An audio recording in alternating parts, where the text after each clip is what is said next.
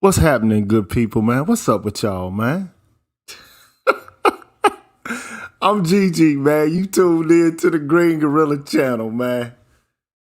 It's the place where black men can express themselves freely, straight up with no chasers, man. And you know, I didn't plan on doing this tonight, you know. I planned on chilling and kicking my feet up and relaxing and eating and just vibing out by myself, man, just chilling.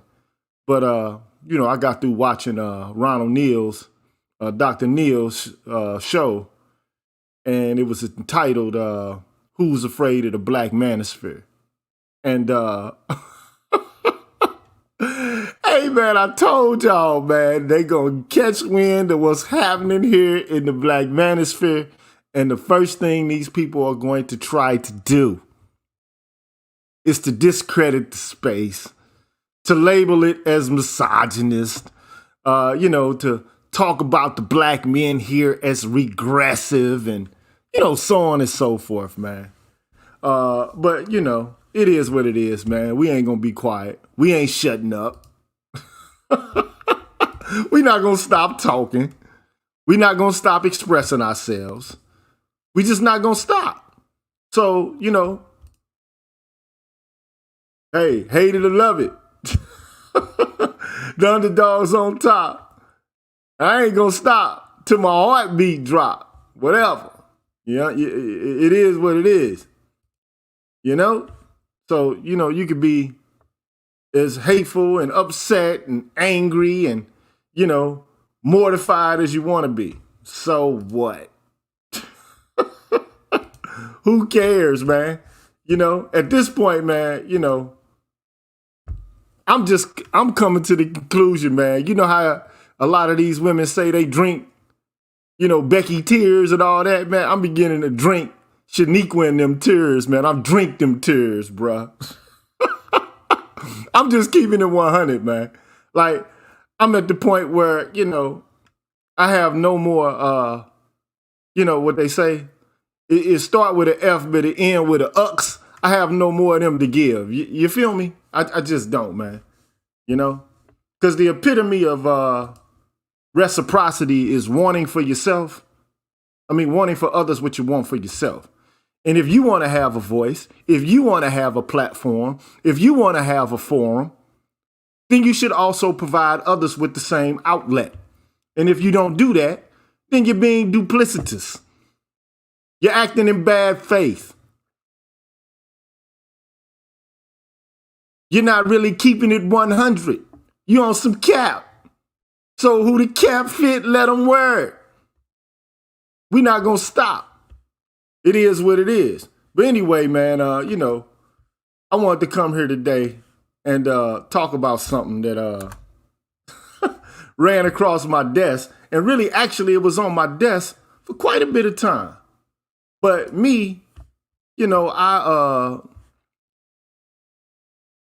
was transferring files from one computer to another. And in my transference of those files, I came across a file that I had for quite a bit of time. And the odd story about how I acquired the file was that Marcus Aurelius, who's a friend of mine on Facebook, he knows my real account, whatever the case may be. So he was going back and forth, back and forth, back and forth with this dude, man, just going back and forth with this guy. And I'm like, why is he going back and forth with this dude, man? And it all had to do, I appreciate that, my brother J3. Salute to Green Gorilla. He says, also known as the G with a PhD. Salute to you, my brother. Thank you for the super chat. So anyway, man, he's going back and forth with this woman. Over this, these women twerking at this restaurant in Texas. He's going back and forth with this guy, and the guy is a self-proclaimed hotep. He's a black nationalist.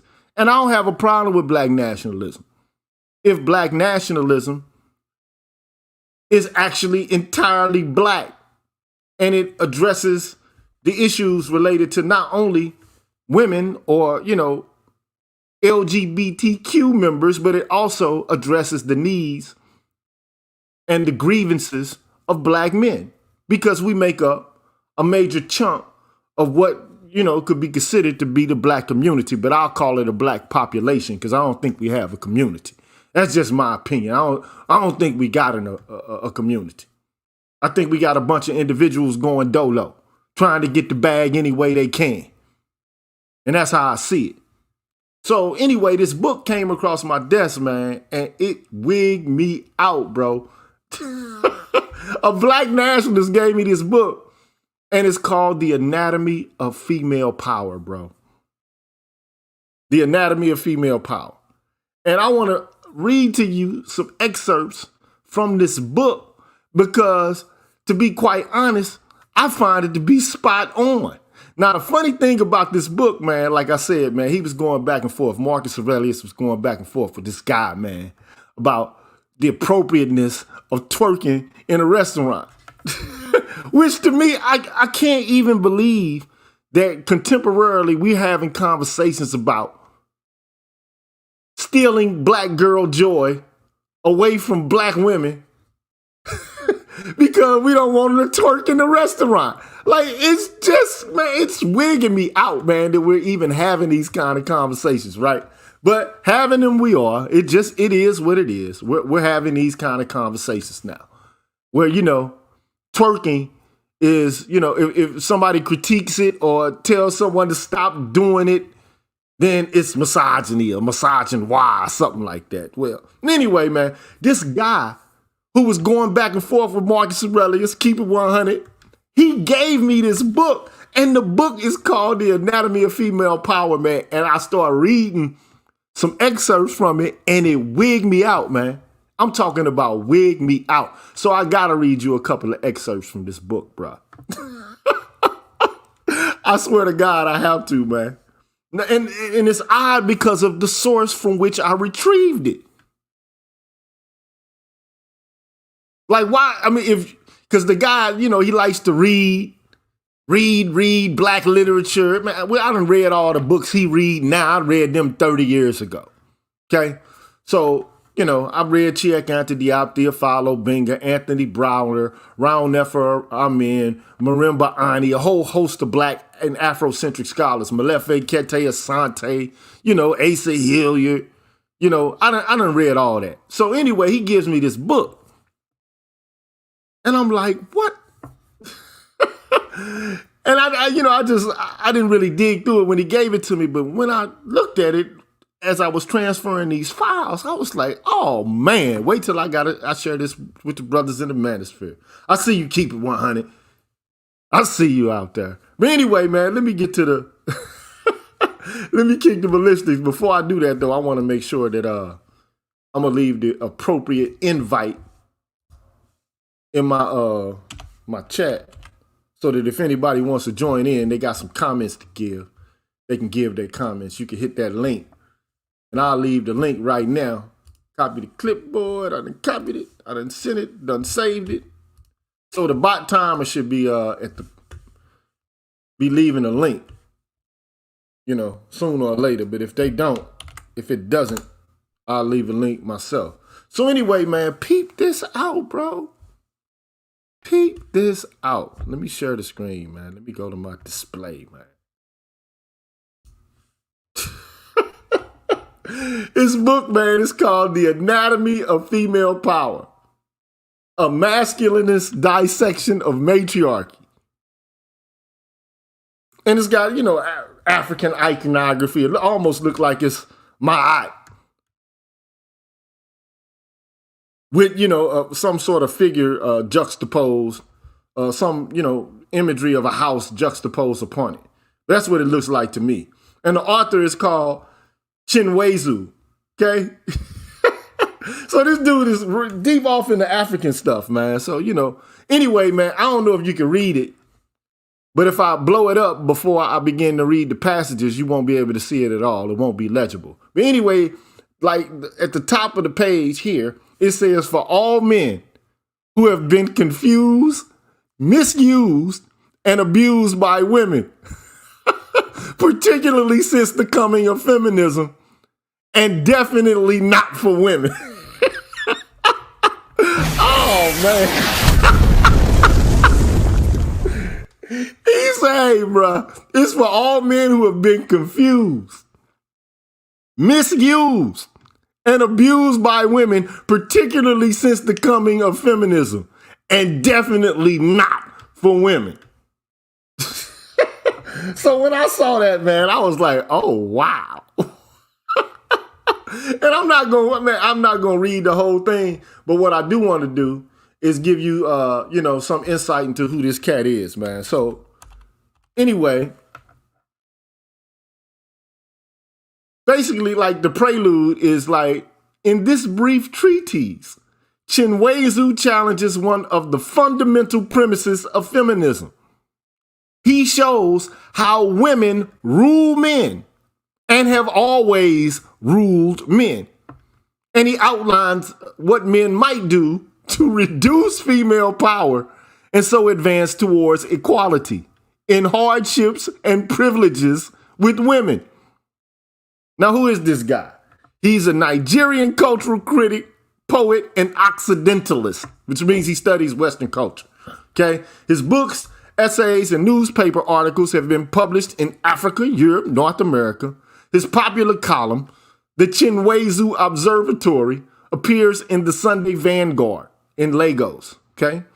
He brings to his cultural analysis his skills as a journalist, experiences as a traveler, and his training in various disciplines.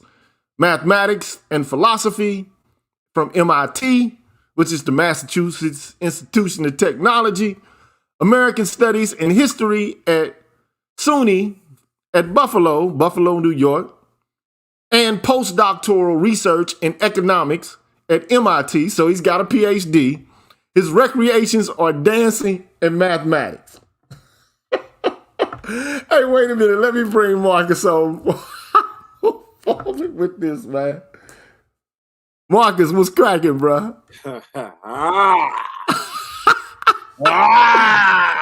What's going on, niggas? Hey, man, they trying to shut us down, bro. You know, some of these feminists done caught wind of what's going on here in the manosphere. They like, oh, we can't have that.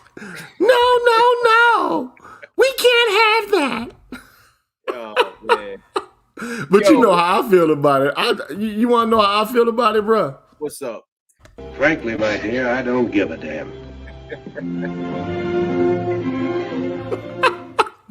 Hey, you need to grab a Tupac clip from Poetic Justice where he say, frankly, my dear, I don't give a fuck. Hey, man, I don't care, man. I personally, I don't care. So hold on, let me go look right now. It's probably weird how I'm doing the screen, but I want to make sure that people can see what it is I'm trying to do here. Mm-hmm. Trying to get it larger. Shout out to the chat in the meantime. Y'all already know what it is. So yeah, man, you know, this is some late night hype, man. I'm just shooting the gift, you know, and it ain't nothing serious. No you underdig? But anyway, man, back to the subject at hand, man. So yo boy, you know who I'm talking about, right? I think I do. Light, bright, and almost white. And his wifey, you know what I'm saying? Yeah. Man, he love wifey, don't he, boy? He willing to, hey, man, old boy love wifey so hard, boy. He ready to go in, boy. I caught 2 Facebook bids fucking with them. You know what I'm saying? Yo, man, my shout out to Megatron. That dude gave me the whole briefcase, the accordion folder, file cabinet on them too, man. I was about to roast the both of them. They blocked me. Both of them blocked me. I know exactly who you talk about right now. So we were having this discussion over the twerking, right? Yeah. And you know, you had some things to say about the twerking or what have you. And then dude was just going in extra hard, like, you can't stop black women from twerking. You know, you trying to stop black girl joy. You know, you are ultra misogynist, misogyne-wise, blah, blah, blah. He was going like Malcolm X on you, you know. I want to be capitalists. Y'all want to be this, that, and the third. Yeah, man. Yeah, he went left with it. I remember that. You know, I'm gonna read a couple of excerpts from this, man. You know, I'm not gonna read, damn, because the book is long. You know what I'm saying? It ain't super long, but it's long enough for me not to actually get into it all the way. So what I'm gonna start with, hey man, so look, this is what he starts with. Okay, so I'm gonna start with at least give you like the table of contents, okay? Who rules who? Man or woman? Then he goes, part 1, features of female power. And then he talks about the 5 pillars of that power. The womb, the kitchen, and the cradle. Control centers of female power. The womb, you know what the womb is. We ain't got to go there. You know what the kitchen is. A lot of dudes can't even cook their own meals. And are dependent upon women to cook their meals. And control over children. Okay? Now, we've been having conversations about this for quite a bit of time. Have we not? Oh, we have. We talk about it all the time. We don't talk about the kitchen, though, but we do talk about the cradle and the womb. We have conversations about that all the time. Okay? Now, the interesting thing about this is that this book was written in 1990, bruh. Let me go back. This book was written in 1990, dog. Yeah, I had a book similar to this back in the day. I'm trying to remember the name of it, but keep going. Shout out brotherly love. I see you. Shout out brotherly love. Shout out brotherly love. Shout out. So I'm gonna do this tomorrow too. Okay. So anyway, mother power in the nest of his father's matriarch. The commandment of the cradle. That's part 2. Then he goes into part 3, bride power in the cockpit of courtship. And, the powers of her body, beautiful, love, male and female, courtship, the hunting of the love-smitten man, wedding, the bride's triumph ceremony. Yo, that's some real shit right there, bro. Then he goes into part 4, wife power. In the nest of his own matriarch. Whoa. The husband managers. The facade of patriarchy. The double standard. The silly souls of men. Amen. Man's fear of women. The baby as wife's weapon. Yes, sir. The penalties of divorce. Matriarchy and its discontents. The matriarch. Sovereign of her nest. 16, feminism, a revolt in paradise. Epilogue on masculinism. Real talk now. Now, wait a minute now. So I'm going all the way to revolt in paradise. Because when I saw it, I was wigged out by what I was reading, bro. I swear to God. And this is in 1990, bro. You feel me? So let me scroll down this thing, man. Let me go to the revolt in paradise, bro. the souls of men, the silly souls of men. Okay, but look, okay. And look, you can feel free to come on and reject what he's saying if you want to. Feel free to. That's deep. Real quick. The wedding is the bride's triumph ceremony. That's crazy. That's crazy. I'm not gonna read the matriarch of her nest. I'm not gonna even read that. I'm not gonna read that. I know I'm kind of not really actually organized here, but I didn't even plan on doing this. But somebody said we need to stop talking, or they're trying to say that there's something wrong with what we're saying. No, so I'm gonna speak more now. I'm going on a tirade now. I'll be on every day now. You know what I'm saying? And then she put Dr. Thunder in the article that she wrote. Anyway, thank you, Joe from DC. Appreciate that, Joe. You get some balls, baby. Boom. Thank you, Joe. But look, 1990, right? I was 20 years old at the time. I don't know how old this guy is. I don't know, but it doesn't matter, okay? Feminism, a revolt in paradise. And then he has some epigraphs here. I want something more than my husband and my children and my home. The voice within women, as reported by Betty Friedan. So she wants more than her husband and her children and her home. Now, of course, Betty Friedan wanted, to promote careerism among women. Namely, they should be able to go out and make their own money. They need lives apart from their families. Because a family is like, for a wife, it's like an environment that's akin to a comfortable concentration camp. That's what she called it. Now, this woman is a Jew now. So she got scolded for that comment. I mean, they went in on her, bro, for that. Okay? And she retracted the statement and said that she was wrong for having said it. Okay? And then here's another quote in the epigraph section. Women's liberation is just a lot of foolishness. It's the men who are discriminated against. They can't bear children, and no one's likely to do anything about that. Golda Meir. So anyways, there's two opposing viewpoints, right? Two viewpoints. And so he goes on to say, now, of course, there's a lot that has been said until up to this point, but to me, I want to start here. Sometimes it's good to start at the end of something and then to go back to the beginning of something. I never read books just from beginning to end. Sometimes I see the conclusion first to determine, okay, do I even like where this person is going? And then I go back to see, what kind of steps the person took to get there. But, whatever the case may be, I'm starting here. All right? Despite woman's paradise of privileges, privileges anchored on the womb, privileges of which most women are fully and happily aware. Yes, man. Feminists claim that women are powerless and are oppressed by men. Now, for anyone to say that women don't have privileges, they are lying. Yeah. They're going to burn in eternal damnation.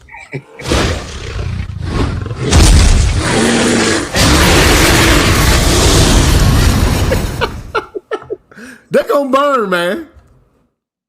And women know this. They are very understanding of what kind of privileges they have in virtue of the kind of bodies and the phenomenology, that they experience and the bodies that they occupy.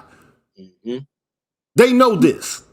Any woman that says that they don't have a set of privileges that men don't have and are excluded from, they are lying. They're lying. Okay? And I don't have time for lies. So anyway, he goes on to say they have therefore demanded a reorganization of society on the basis of equality between men and women. They say they want a world without roles assigned by gender, a world in which women share power and work and status equally with men, in the home and outside it, in the kitchen and in the office, in minding the mess and confusion of the children's playpen, and in managing the crisis and disasters in the corridors of public power. If indeed human society is basically matriarchal, and I think that it is, that's just my viewpoint, I think it is. Despite its patriarchal facade, if woman is indeed man's boss, if most women know that their lives are quite privileged compared to the lives of their men, what then is one to make of feminism and its egalitarian program? Now, let me start here. Who goes to war? Men. Who does all the dirty work in the society that nobody else wants to do? Men. Who has to risk their life and subject themselves to bodily harm to protect others? Men, and men. Who gets punished most severely in the context of the culture in which we live? Men, manly men. Who gets the lion's share of the emotive empathy in any society in which you care to visit? Men. Well, women do. They get the lion's share of the privileges of empathy. Like they get the empathy. Okay, so yeah, I get what you're saying, though. My bad. I was so deep into the 3 men with the baby. What's up, my brother? What's good to you, L Dog? What's good, Lee? What's good with you, dog? Dog team. Root to the bros. Anyway, Yeah, man. he says, to help us assess feminism, we ought to note that in their attitudes to men, there are three basic types of women. The matriarchists, the tomboys, and the termagants. Now he goes on to define each of these terms. He says a matriarchist is a woman who believes that a man's natural or God-ordained role in life is to serve some matriarch or married mother. And the best way to get full service out of him is to make him think that he is the matriarch's boss. Man, he's preaching. He's spitting. Man, He's spitting. He's spitting lava. spitting flame lava. Dip diver, civilized 85. I make the devil hit his knees and say, "Our Father." He was saying some shit. Some bars, nigga. Bars. Make you think you running it. But come on, man. Let's just be honest, man. Like, if you a married man, can you make a unilateral decision without having some kind of obstruction, some sort of, protest or some sort of, emotional outburst? If you do something unilaterally, you're going to catch flack. I remember, I think, recently, Dr. Johnson did a show, and it was a show, where he was talking about men in their emotional labor or whatever the case may be. Yeah, I was on there with him. You was on that show, right? Yeah. And then they showed the Snicker commercial where, like the wife just looked at the man and then he was like, uh-oh, time for me to get some comfort food. Like, do you know, man, that men experience that kind of phenomenon, man? Like, especially men who are married and have been married for decades. Like, the side eye, like I'm going to make life hell for you right now. I'm about to carry you through some emotional stress right now. I'm about to psychologically manipulate and gaslight you right now. I'm about to withhold affection, love, cooperation. I'm about to do all of that I'm about to do it all to you right now. Now, one thing I want to mention, right? That part right there that said the best way to get full service out of him is to make him think that he is the matriarch's boss. I think that is a method that the white woman uses that the black woman does not. Well, we'll see. Because I think black women use it as well. I think she wants to be the boss. Well, I mean, look, but here's the deal. Let's read further. Oh, of course. Let's carry on. Let's carry it through. Okay. So again, this is the Green Gorilla channel. I'm the G with a PhD. This is the place where black men can express themselves freely.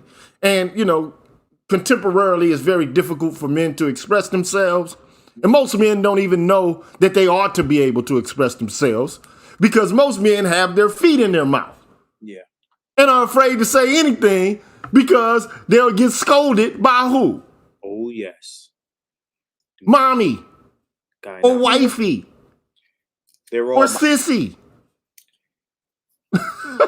Like, I mean, I just don't get this, bro. Like, you can't even put your viewpoint out here without the fear of blowback. And to be perfectly honest, there are some real life reasons why men are afraid. You know why they say it's cheaper to keep her, right?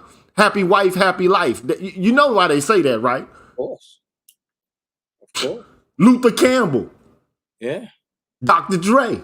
Yo. They can take you to the cleaners. Now, of course, Dr. Dre is so wealthy, he can't really actually be taken to the cleaners. You know what I'm saying? But I mean, for the average guy, yeah, this could be a situation with a woman who doesn't really actually have any empathy for you and thinks that it's your job to service her and to provide things for her and to have no reciprocation in that regard. Bruh, that's a dangerous situation to be thrust in. Okay? And then to add on top of it, now women are acting as if they're getting nothing out of the deal. Like, nothing comes about in society that benefits them or privileges them in any way. which is absolutely ridiculous. All you got to do is look at the data and see the kind of decisions that are made in the legal system, in the academy, the educational system. I mean, in the social system, the social safety net system. Come on now. But anyway, so a matriarchist is a woman who believes that a man's God-ordained role is to serve some matriarch or a married mother. Yeah. A tomboy is a woman who would rather be a man. But not all the way. Just up to the point where, you know, they can enjoy the benefits that men have, if there are any. But still maintaining her capacity to enjoy the privileges that have typically been afforded to women. Anyway, a termagant is a woman, whether tomboy or quasi-matriarchist, who insists on showing her man that she, not he, is boss. She therefore takes sadistic pleasure in harassing and bossing men. There it is, bro. There it is.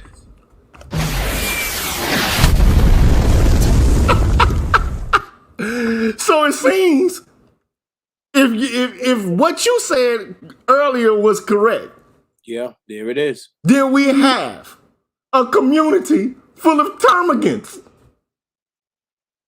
Yeah, there it is. Do we not? Yeah, boss. Where they get sadistic pleasure at harassing and bossing us around. That's a termagant. There it is. So that's a new term for you to learn. Termagant. Mm. So I mean, what's the iconographic image of a termagant? Like the woman from Gone with the Wind, Maddie McDaniel. Ain't that what her name is? Hattie McDaniel. I can't remember what her name is. That's the classical Sapphire, right? Like there are a lot of women who actually, and I believe this to be true, man. There are a lot of women who love to inflict pain on men, especially black men, because they know we're in a vulnerable position. So I Googled the word termagant. A termagant is an insulting name for a woman who likes to nag, scold, or complain. You might see termagant used as an adjective. That termagant wife of yours is trouble. A harsh-tempered or overbearing woman. And bruh, women know when they're being overbearing, bro. Because they're not like that with their friends. That's a new word for me. They're not like that with their partners. Nope. And not with Zaddy. I'm just keeping it 100. We got to keep it a buck here, man. Yes, sir. But they'll harass you, get into fights with you, tear up your property, you know what I'm saying? Threaten to call the police on you, hit you, all this with no expectation that there will be any reprisal at all. No punishment, no nothing, no accountability, no reciprocity, and none of that. None. Mm-hmm. Now, I'm not saying men aren't assholes, because yes, men are and can be some assholes. Not saying that they don't ever become violent or do anything vicious. Men do things that are vicious, but so do women. And it's time to start telling the truth about this shit, man. Anyway, he goes on to say, most women down through history have been matriarchist. Tomboys there have always been, but most at puberty reconciled themselves to the matriarchist social arrangements which suited the overwhelming majority of women. Termagants, the man-hating temperamental misfits in the matriarchist paradise, there have always been. Incensed by the facade of patriarchy, they would vent on the hapless men around them their resentment of the matriarchist requirement that women make believe that they are ruled by men. Mm-hmm. Feminism is a movement of bored matriarchists. Hey, man, this dude, man, is something else, man. Hey, look.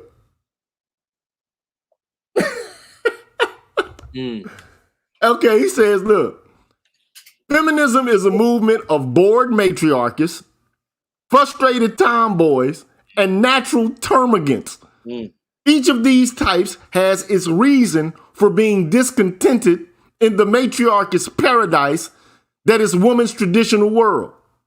Indeed, the career of post-World War II feminism may be summarized as follows. Bored matriarchs like Betty Friedan and frustrated tomboys like Simone de Beauvoir, and they kicked it off. Termagants like Andrea Dworkin made a public nuisance of it. Satisfied matriarchs like Phyllis Schlafly oppose it. And non-militant tomboys, the female yuppies, have quietly profited from it. And then he goes on to say, Freed Night feminism, and it's important for you to understand that. So you got the bored matriarchs. I want more than my husband and my kids. I want more. Even though like that, think about this. What do queen bees do, man? All they do is they sit around and they pump out babies, right? Mm-hmm. And they have a colony of drones who are willing to die on her behalf. Yeah, go out and do all the work. Am I right or am I wrong? They live and die for the queen. They live and die for the queen. Have you ever watched Stargate? Like the sci-fi series? Nah. Okay, well, there was like a race of, aliens called the Wraith. And every ship had a queen that was like the commander-in-chief, and all of the Wraith, basically served her and abided by her desires and wishes. She was the boss of the ship. Right? So ultimately what this guy's basically saying is that this kind of mother worship, wife worship, womb worship is the order of the day. It's the prevailing social norm. Even though there's the facade of men running things. But what are you going out to work to do? And women know this, man. Like, that's why women are all like, I want a man making a lot of money, and I don't want to have to work after I have a baby. Are they not saying this? Yeah. Like, all you got to do is watch Kevin Samuel's show, and they telling you what they want. Am I wrong? Am I right or am I wrong, bro? All right. They've never been shy about what they want. Hold on, man. Look, I'm going to invite another guest. Ricky Manna, what's cracking with you, bro? What's good? What's good? I just learned a new word tonight, termagant. Man, the termagants, man. You got to come to terms with the termagants, man. I was married to two of them, man. Bro, bullies, self-obsessed, narcissists, self-aggrandizing, egocentric, egotistic. And they would always tell me that you're lucky to have me. I'm like, bitch, you lucky to have me. What the fuck are you talking about? You know what I'm saying? Like, but they all think that because it's the womb. I mean, like I've been told the same thing. You should be happy you got a hot chick. Like, motherfucker, it's like 1,000 million billion of y'all. My mama used to say you can get a pretty face a dime a dozen. Like what is this about you? You lucky to have me. Actually, if a woman tells you that, run in the other direction. Turn 180 degrees in the other direction, bro. Usually the women that say dumb shit like that, they're fucked up. Like my wife now, I'm on my third marriage. My wife now never tells me no shit like that. and she's perfect. I mean, and look, let me just say this, man. I'm not saying that men aren't fucked up. But the system we have, man, we have to analyze it from our perspective. I mean, we've heard enough of what they got to say. Like, I mean, I'm just tired of hearing their viewpoint. And it's enshrined into policy and theory. And I'm just tired of it. I want to explore different alternatives, different worldviews is what I'm about. Because I know for a fact as a black man that I don't have these privileges that these women are talking about, man. We don't have them, bruh. So I'm tired of him. I mean, I'm up to my eyeballs and having to, accept a worldview that's absolutely ridiculous. It flies in the face of every intuition and instinct that I have. You got to think, we live in a society where they can claim they want to be equal to us, and it's okay. But if we claim we want to be equal to them, we got hell to pay. I want to sit on my ass all day too and take care of the kids and cook dinner and let her go out there and deal with the real world. No, peep game. I said this a long time ago. Let me be in a situation where somebody go out and work for me. All I got to do is make sure some food is cooked and that the house is clean and that, like basic housework is done. Now, first of all, let me just say this. I've lived in a house with a whole bunch of people, man. You understand what I'm saying? And I know that you can either do deep cleaning or you can do straightening up. Okay? But if you do deep cleaning, all you got to do is straighten up till it's time to deep clean again. Am I right or am I wrong? Facts. Right. Facts. And so if all you got to do is make up your bed, get out of the bed, put something like the modern conveniences of the kitchen. I mean, and it ain't like these, I'm just being honest, bro. It ain't like these women are putting a lot of love into the cooking. Now, some of them are, but the vast majority are not, especially these new microwave women out here, bro. Come on, hamburger helper. You can't even, how can you burn hamburger, dog? I've seen it done, bro. I've seen it done, bro.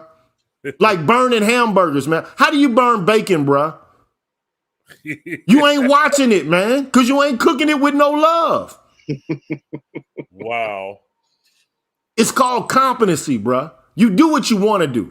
You understand what I'm saying? Wherever you put your effort and energy into, you can become virtuous, a virtuoso at it. You can become, imbued with virtue related to what you put your effort into. Let me ask you a question, Professor G. Go ahead, This is going to be a deep one. Okay, you and I, we're about the same age, right? Yes, sir. So, the television shows that we used to watch growing up, white wives looked like they had it going on. High heel shoes, made up. The only thing that looked like they was doing housework was an apron. Man, let's be honest, bro, Ricky. If you, like Betty Friedan could have hired help, dog, in order to take care of her house, bro. Right. You understand what I'm saying? Like, these the same women who had black women come into their homes and breastfeed their children because they ain't want to breastfeed their own kids, dog. Listen, man. Come on, bro. Like, I'm like, man, look, I'm just being honest, bro. These are the same women who had they hired help, dog, and the help were black women, bro. Yeah. Let's get the facts straight about this, man. We'll do it. And so the reality is, you ain't even like, this is why I say, man, to be perfectly honest, man, and I'm saying this because it needs to be said. A lot of black women are termagants because they harbor anti-black misandry because the culture at large tells them to. It influences them to. It enculturates them to, bruh. Yeah. Now, do you remember when, it's like the early 80s, right? This was when, I'm in South Carolina. So around here, divorce was something that was new in the black community. People getting married and get divorced. That was like the white folks done that a lot, but you never heard that in our, on our side, right? Now, think about the TV shows that they had advocating for divorce. And this is a good one that people don't even talk about. The Cosby Show. Heathcliff Huxtable was not a happy man. Looking at him from a man's point of view, he seemed like he was henpecked. His wife telling him, you gaining weight, you got to go on a diet. Imagine telling a bitch some shit like that and see what she'll tell you. Let me go in the other room and tell my woman, hey, you gaining too much weight. I'm going to put you on a diet. Man, shit. Man, I'd be sitting up here tomorrow in a fucking hotel room talking to you guys. They'll call it body shaming. Right. Or the other episode that I can remember particularly, it's Thanksgiving Day. He's wanting to sit down and watch some football, and you got kids up in the house, and she keeps sending him back out in the fucking rain to get groceries. Y'all remember that episode, right? Hey, bro, look, there's a lot of truth said in jest. Although the Cosby Show was a comedy, it is one of the reasons why the show was attractive to all people from all backgrounds was because of the truth of the mundane within it. You understand what I'm saying? Wait, boy, and oftentimes, you know, Cliff would say, "Don't let me tell you if your mother finds out." Right. You know what I'm saying? Like, hold on, don't let your mother get wind of this. Not your daddy, because of course all he is just an impotent. I mean, he's competent, but you know, in relation to his bark, you know, it really ain't all that deep. You know, come on, what's dad gonna do except put us on punishment or something like that? Claire looks like the one who laid down the law in that house. Exactly, and it was done on purpose. That was Social engineering. basically intentional. You know what I'm saying? But at any rate, let me get through this though. Both of y'all stay with me, okay? All right. Mm-hmm.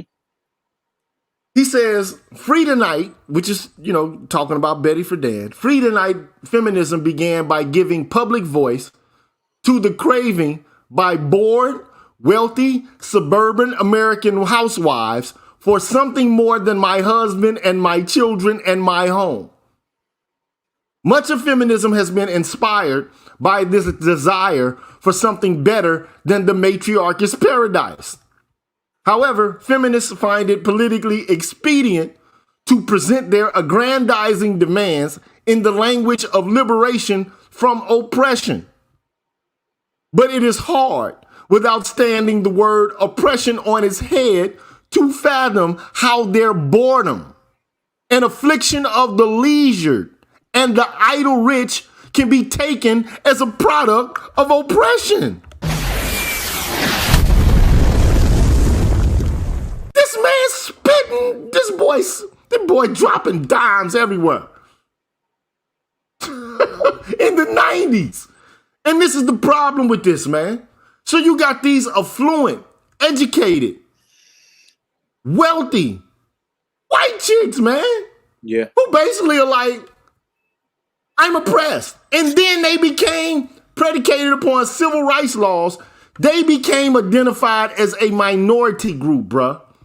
No matter how wealthy they are, no matter how educated, no matter how many social networks they have, all of a sudden these people become the oppressed. In such a way that it's time for them to displace people who have been subjected to centuries of literal violence and oppression, bruh.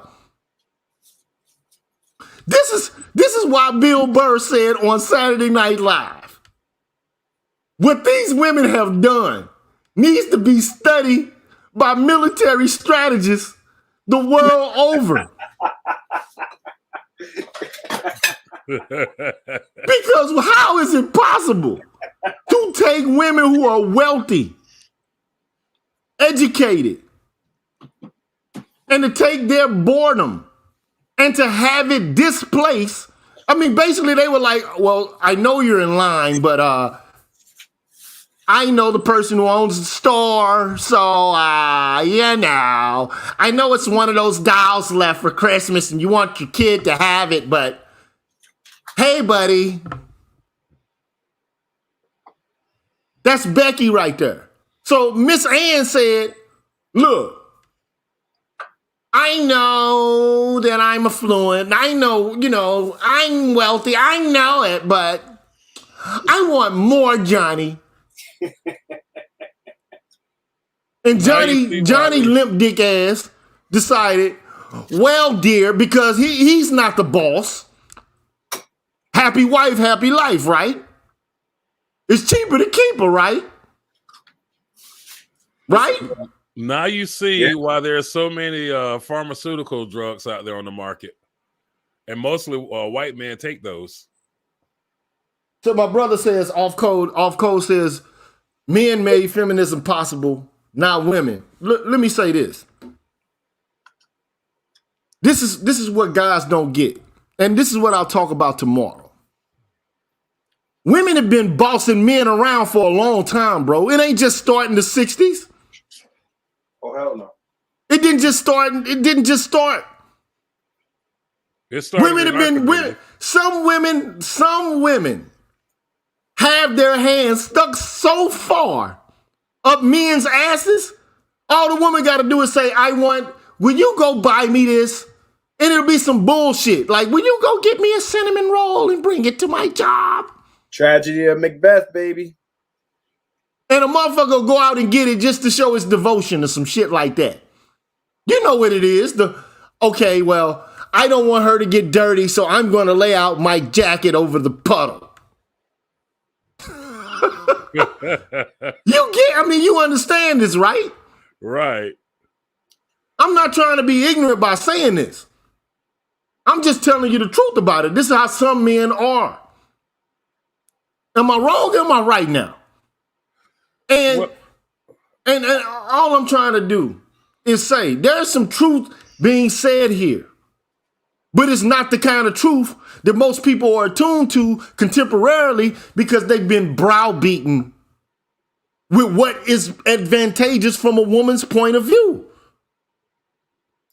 But look, if there's no reciprocity, what's the use of, there is no relationship. There's only exploitation and manipulation. If there's no reciprocity, there is no relationship, bro. Whether it be male, female, and I'm not talking about just intimate relationships. I'm talking about even friendships. Because you got to give, your time, your affection, and to different people. And, you have to be willing to be reciprocitous in the context of the relationships that you have with people. And a person is not your friend if they're upset at you actually becoming successful because they want for themselves what they want for you, what they want for themselves. You understand? That's a friend. Not a situation of, parasitism, in some succubi relationship. That's not how this should be. But if you think about it, though, that relationship that these women have now, or that attitude these women have nowadays, it rubbed off on Generation Y, and I'm going to tell you the reason I say that. Mm-hmm. And it rubbed off on the men of Generation Y. Yeah. Now, we've been through some shit, you know what I'm saying? Or if you're 30 years or older, you've been through some shit. You got these kids on TikTok between 17 and 25 years old talking about how unfair the world is and how they're oppressed by their government, and they're sitting on their fucking couch in the middle of the daytime. And I could go out to damn Burger King or fucking the Waffle House and see old people back there flipping hamburgers and making waffles, and we got these kids back there acting like bitches, sitting in the homes talking about, yeah, man, the world's oppressed. We're from that generation of Generation X. We go out and get it. You know what I'm saying? Like, fuck the bullshit. Yeah, the world's fucked up, but we still got to eat. And you got these kids sitting up there talking about, yeah, the world's fucked up while they got a damn cell phone in one hand and a game controller in the other. That's woman shit. And let me just say this, bro. We live in the first world, bro. And I complain about oppression and domination and relative inequality all the time. But make no mistake, though. I'm talking about how all of this got kicked off.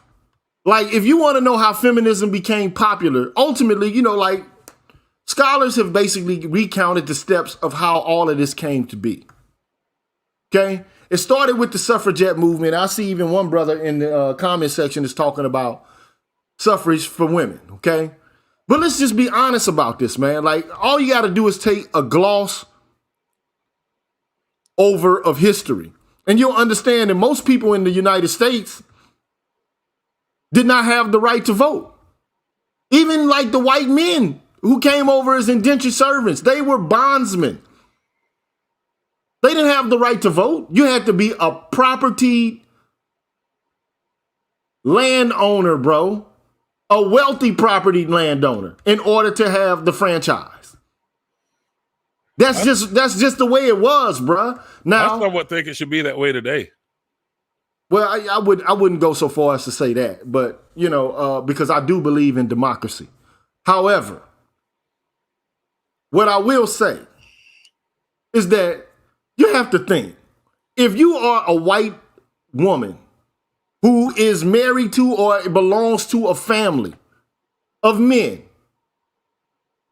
or, the family of men and women, because families are usually not just men, okay? They're comprised of various members of both genders or sexes. So you're going to tell me that, like, a privileged white woman, a wealthy white woman is going to have less power than an indentured fucking servant man in early colonial America, dog? I mean, to even have you believe this shit is absolutely nonsensical. Yeah, it's bullshit. That's bullshit. And then not only that, you read they were her property. These women owned slaves, bro. They were in control of households. They had a great deal of latitude and power over the so-called nest. The plantation was the wealthy white woman's playground, bro. A sexual, sadistic playground for her, man. Let's just be honest about this, but we can't be honest because we can't say anything about women without being considered to be misogynist. But we have to be historically accurate, bruh. I'm done with the charm. Fuck the charm. I'm talking about reality, bruh. And I don't hate these people, man. I'm just telling it like it's the truth. Then all of a sudden they become a minority group, bro. Now, black men after the Civil War, through, Reconstruction, did gain the franchise for 13 years or so? Yeah. And then after that, it was immediately taken away with the grandfather clause, the literacy test, and I mean, just all these impediments. And then here comes the Klan. If you try to vote, we'll kill you. So effectively, we didn't have the vote until 1964, right along with women. I'm talking about black women. Because white women got the franchise, maybe 50 years after white men did. And I want you to think about this, right? I want you to think about this, bro. See, you get a group of men who basically, like these, I mean, for right or wrong, I'm right now being descriptive, not prescriptive. I'm not doing normative theory right now. But just think about this. You get a bunch of white dudes, man, who come from Europe. They come to another landmass.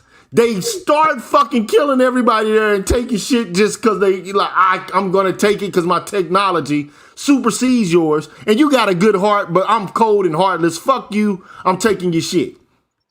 Okay? I'm hitting you up with disease. I'm hitting you up with these muskets. I'm cutting your heads off, putting them on pikes. I'm killing the buffalo off. I'm taking what I want. So this is what these dudes basically effectively did, right? Am I wrong or right about this? You're right. Okay, so they came and they took the shit. But here come the women after all that was done. Now, the women didn't do this. They just came after it was done, and they came of their own free will and volition. Mm-hmm. They didn't come over here in shackles on slave ships. They came,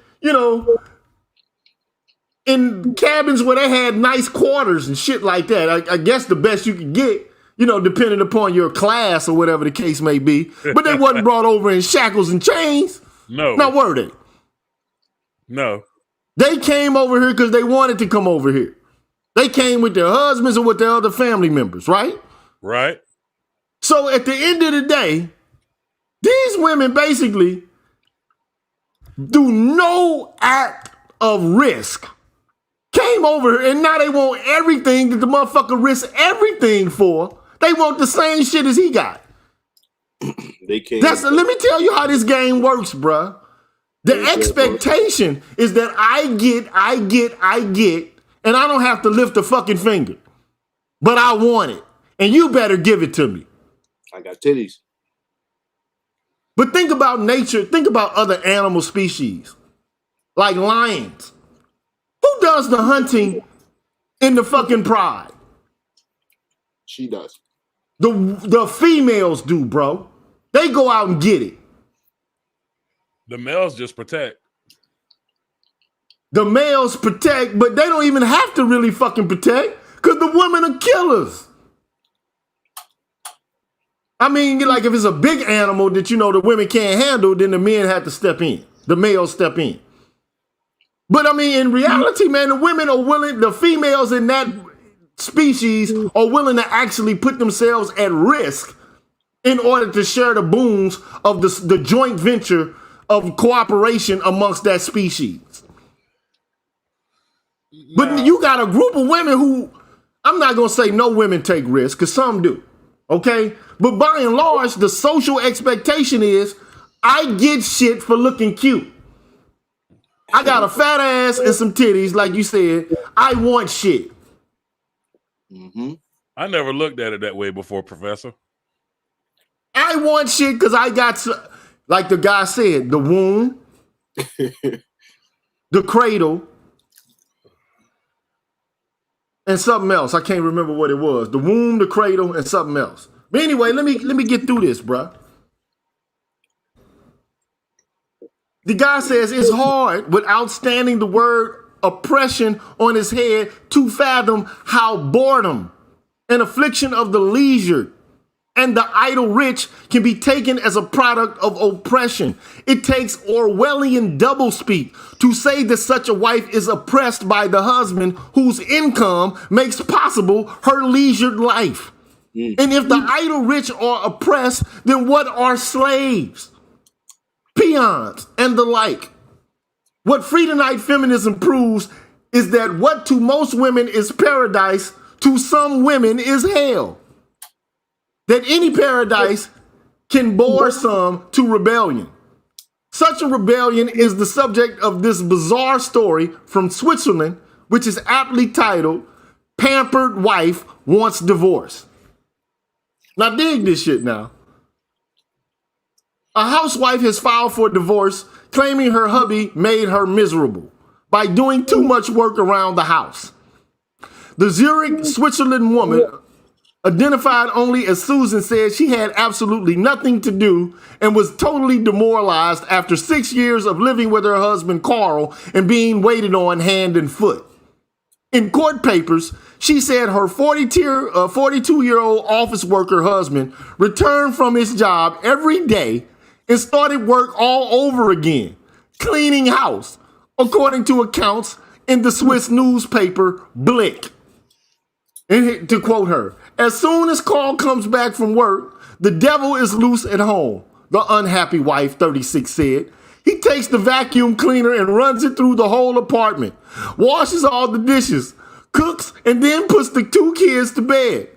Carl never said anything against my housework, but he came home and did it all over again. It really makes me feel dispensable.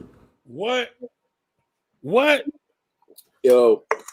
You know how many women would love that? Hey, So G. look, you know what? Hey, Rick, let me just say this, bro. And I'm gonna let you speak. Keep it. It doesn't, if a woman is unhappy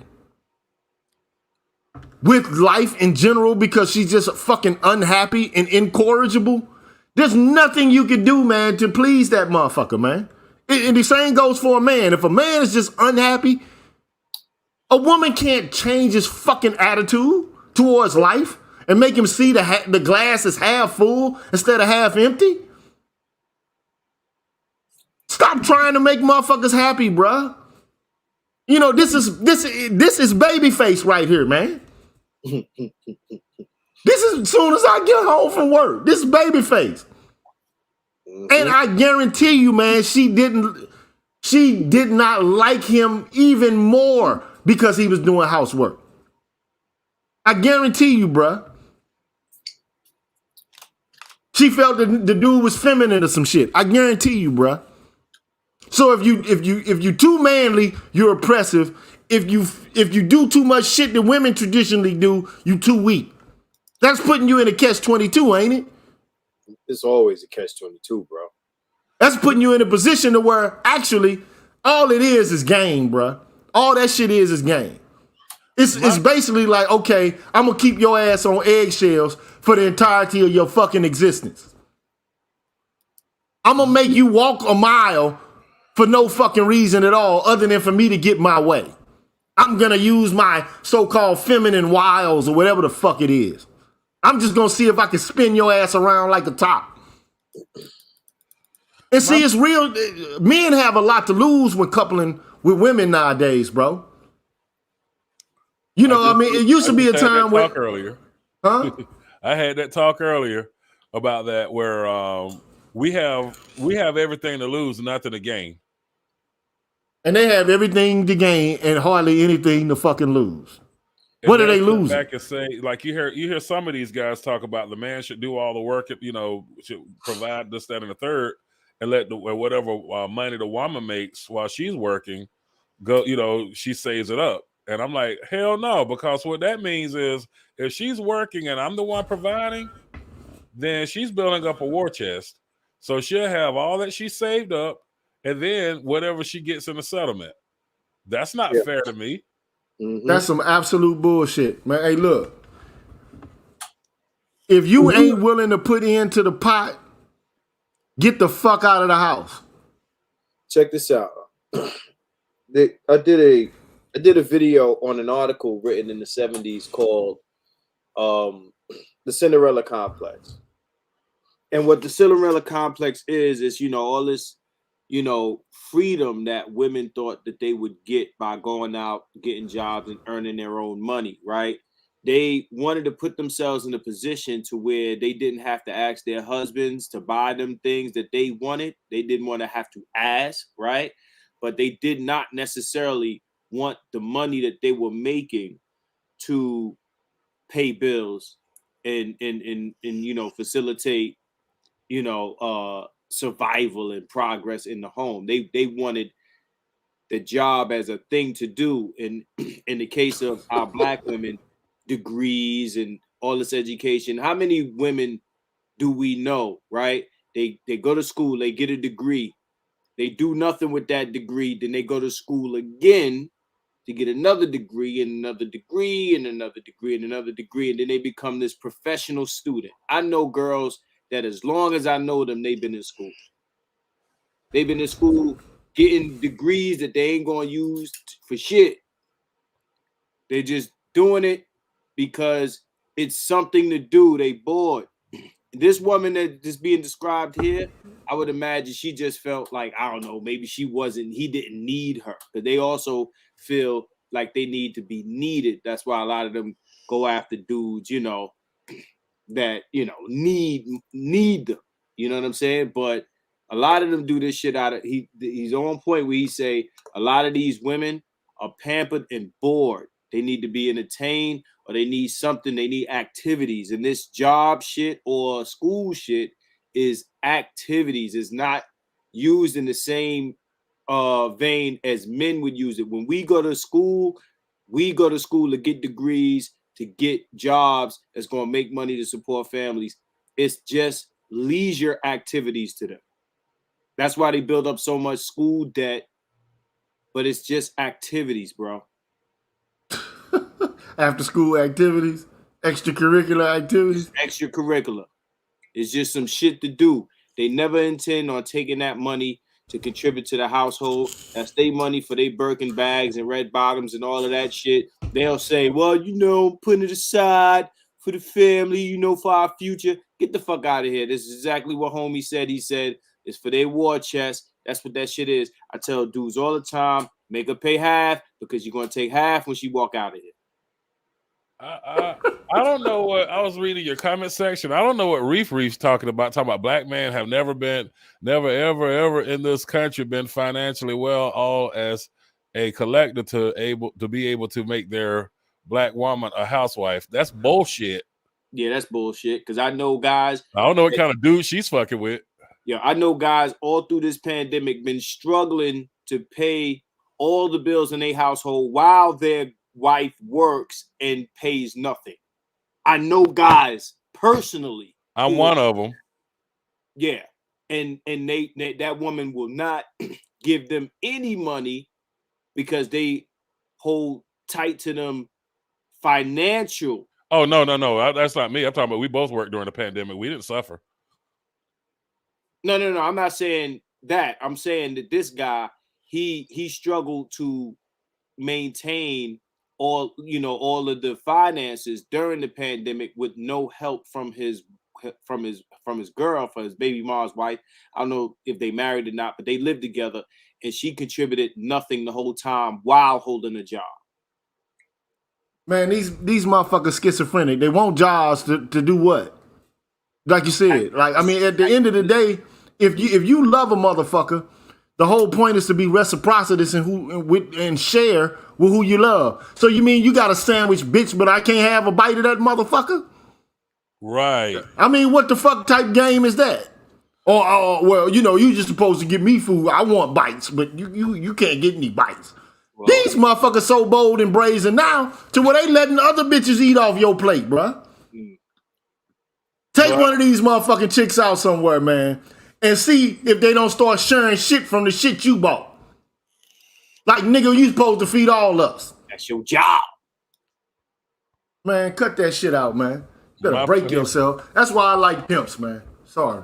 Anyway. My favorite one, though, is like my first marriage, she was all about her. You feel what I'm saying? It was more along the lines of, okay, I'm making all the money, but she's the one who dictates how the money gets spent.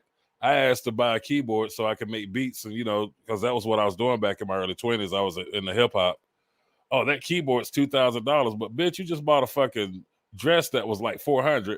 You done bought a pair of shoes that are $300, and I can't get a fucking keyboard, and I'm the one who went out and worked for it. Man, that's when I started entertaining the thought of divorce.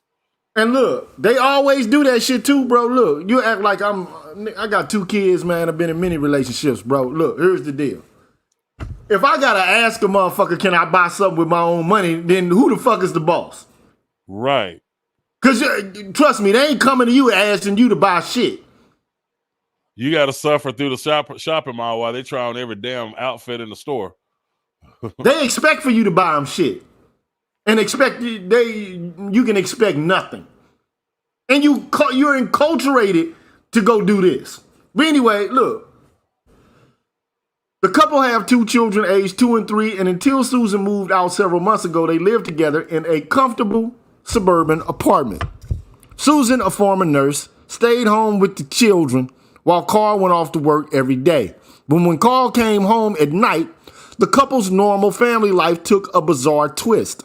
The energetic husband played housewife for hours, Susan said, and even brought her breakfast in bed. He even ironed my blouse, Susan testified. I told him to stop, but he said he did it to make me look better. I put up with this for 5 years, all this strange behavior. But then Carl started learning to knit, and it was just too much for me. Susan said her housekeeping hubby refused to switch places with her so she could go out and work. That's when she decided she needed a divorce. Now, had this Swiss Susan been a true matriarchist, she would have been deliriously happy at having acquired a super workaholic nest slave. She would have regarded herself as the blessed of the blessed. Had she been an American Friedanite, she would have screamed she was being oppressed. And instead of filing for a divorce and making her personal exit from a boring paradise, she would have declared that the personal is political and demonstrated for women's lib and campaigned for the ERA. Anyway, however dubious the oppressed, and he puts this in quotes, status of Friedanite feminists was, once their banner was unfurled, tomboys and termagants were powerfully drawn to it. And I believe this to be true, man.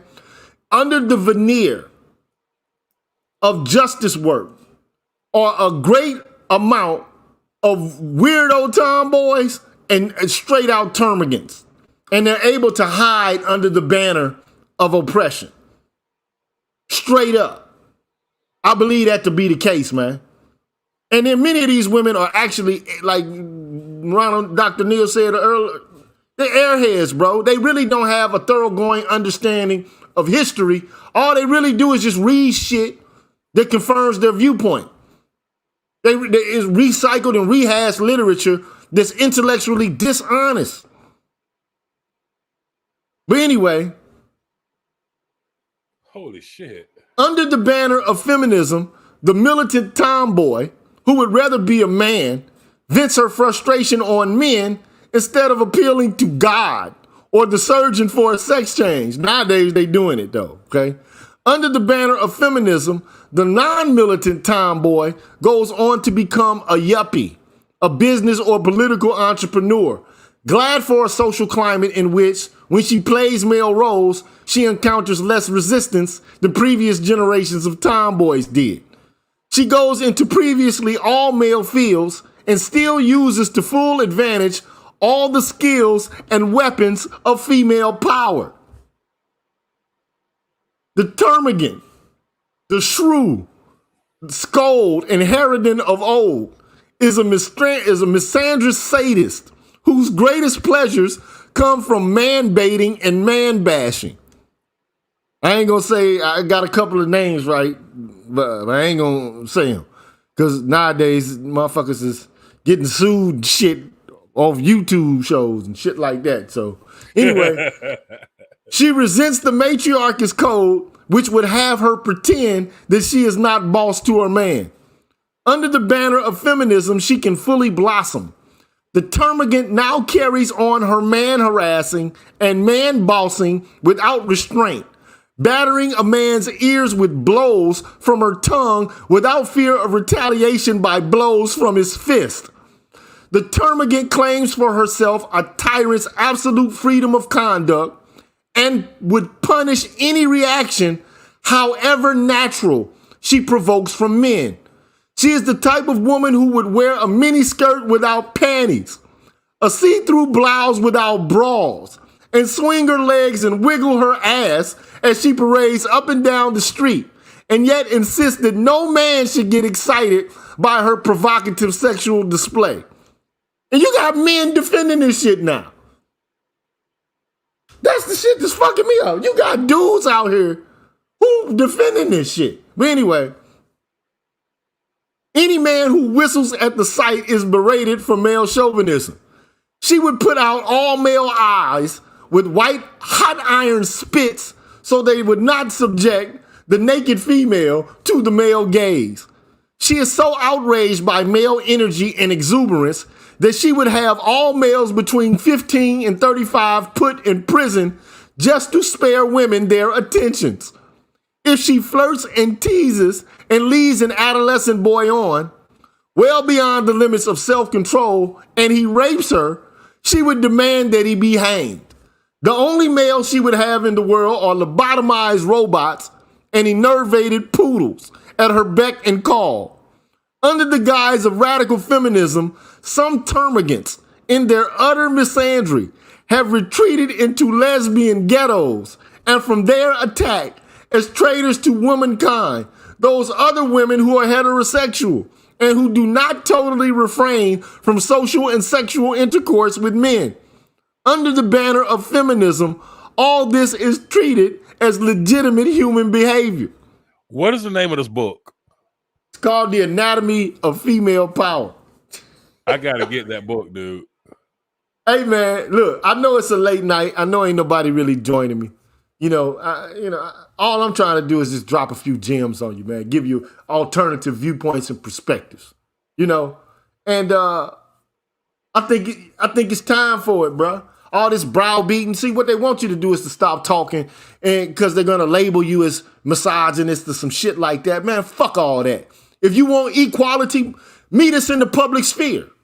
Stop trying to fucking use white people and their sympathy and all this fake ass justice shit in order to try to silence us.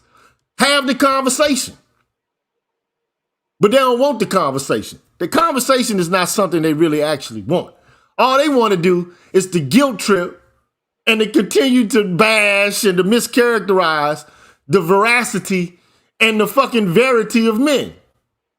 And at some point, man, this shit got to come to a close, bro. But only men are going to make it come to a close. Because they're not going to stop themselves, bro. They just will not. They ain't going to stop it, bro. Anyway, he goes on to say, the matriarchist, as the nest queen who happily trains, rules, and enjoys the income of the male head of her house, is largely unpersuaded by feminist demands for an equality which would end her privileges. As the prime beneficiaries of the system which feminists would dismantle, the quiet army of satisfied matriarchists is the great irremovable rock upon which the tidal wave of feminism spins its fury. Though feminism parades itself as a revolt against the domination of women by men, it is in fact a revolt by some tomboys against some of women's privileges within the matriarchist paradise, and a revolt by termagants against the matriarchist restraints on their freedom to tyrannize males.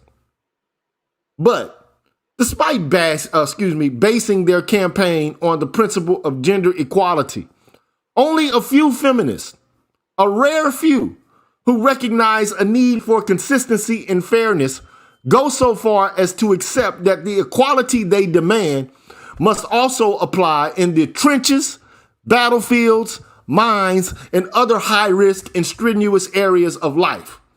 For the rest, their egalitarian clamor is simply a ruse, and they scheme to head men off from insisting on its full-scale implementation.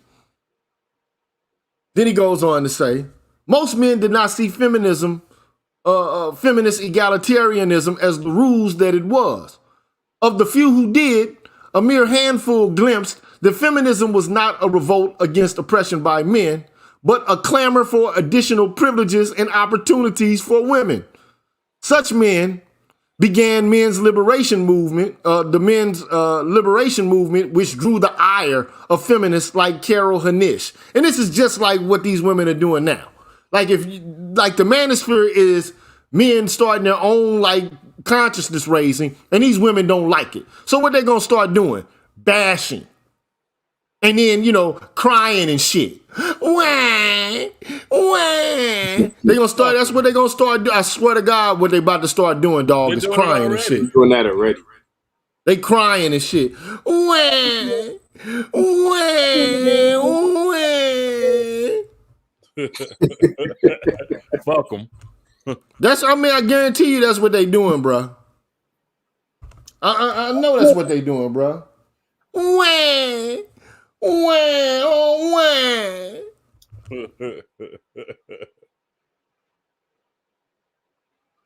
Anyway, however, lacking an analysis of female power, the men's liberation movement did not get very far.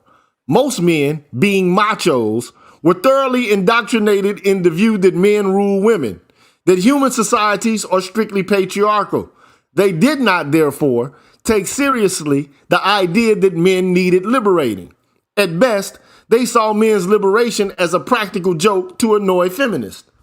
Many non-feminist women understood the rules in the egalitarian campaign of the feminists, while they were, understandably, less than eager to join a campaign which could endanger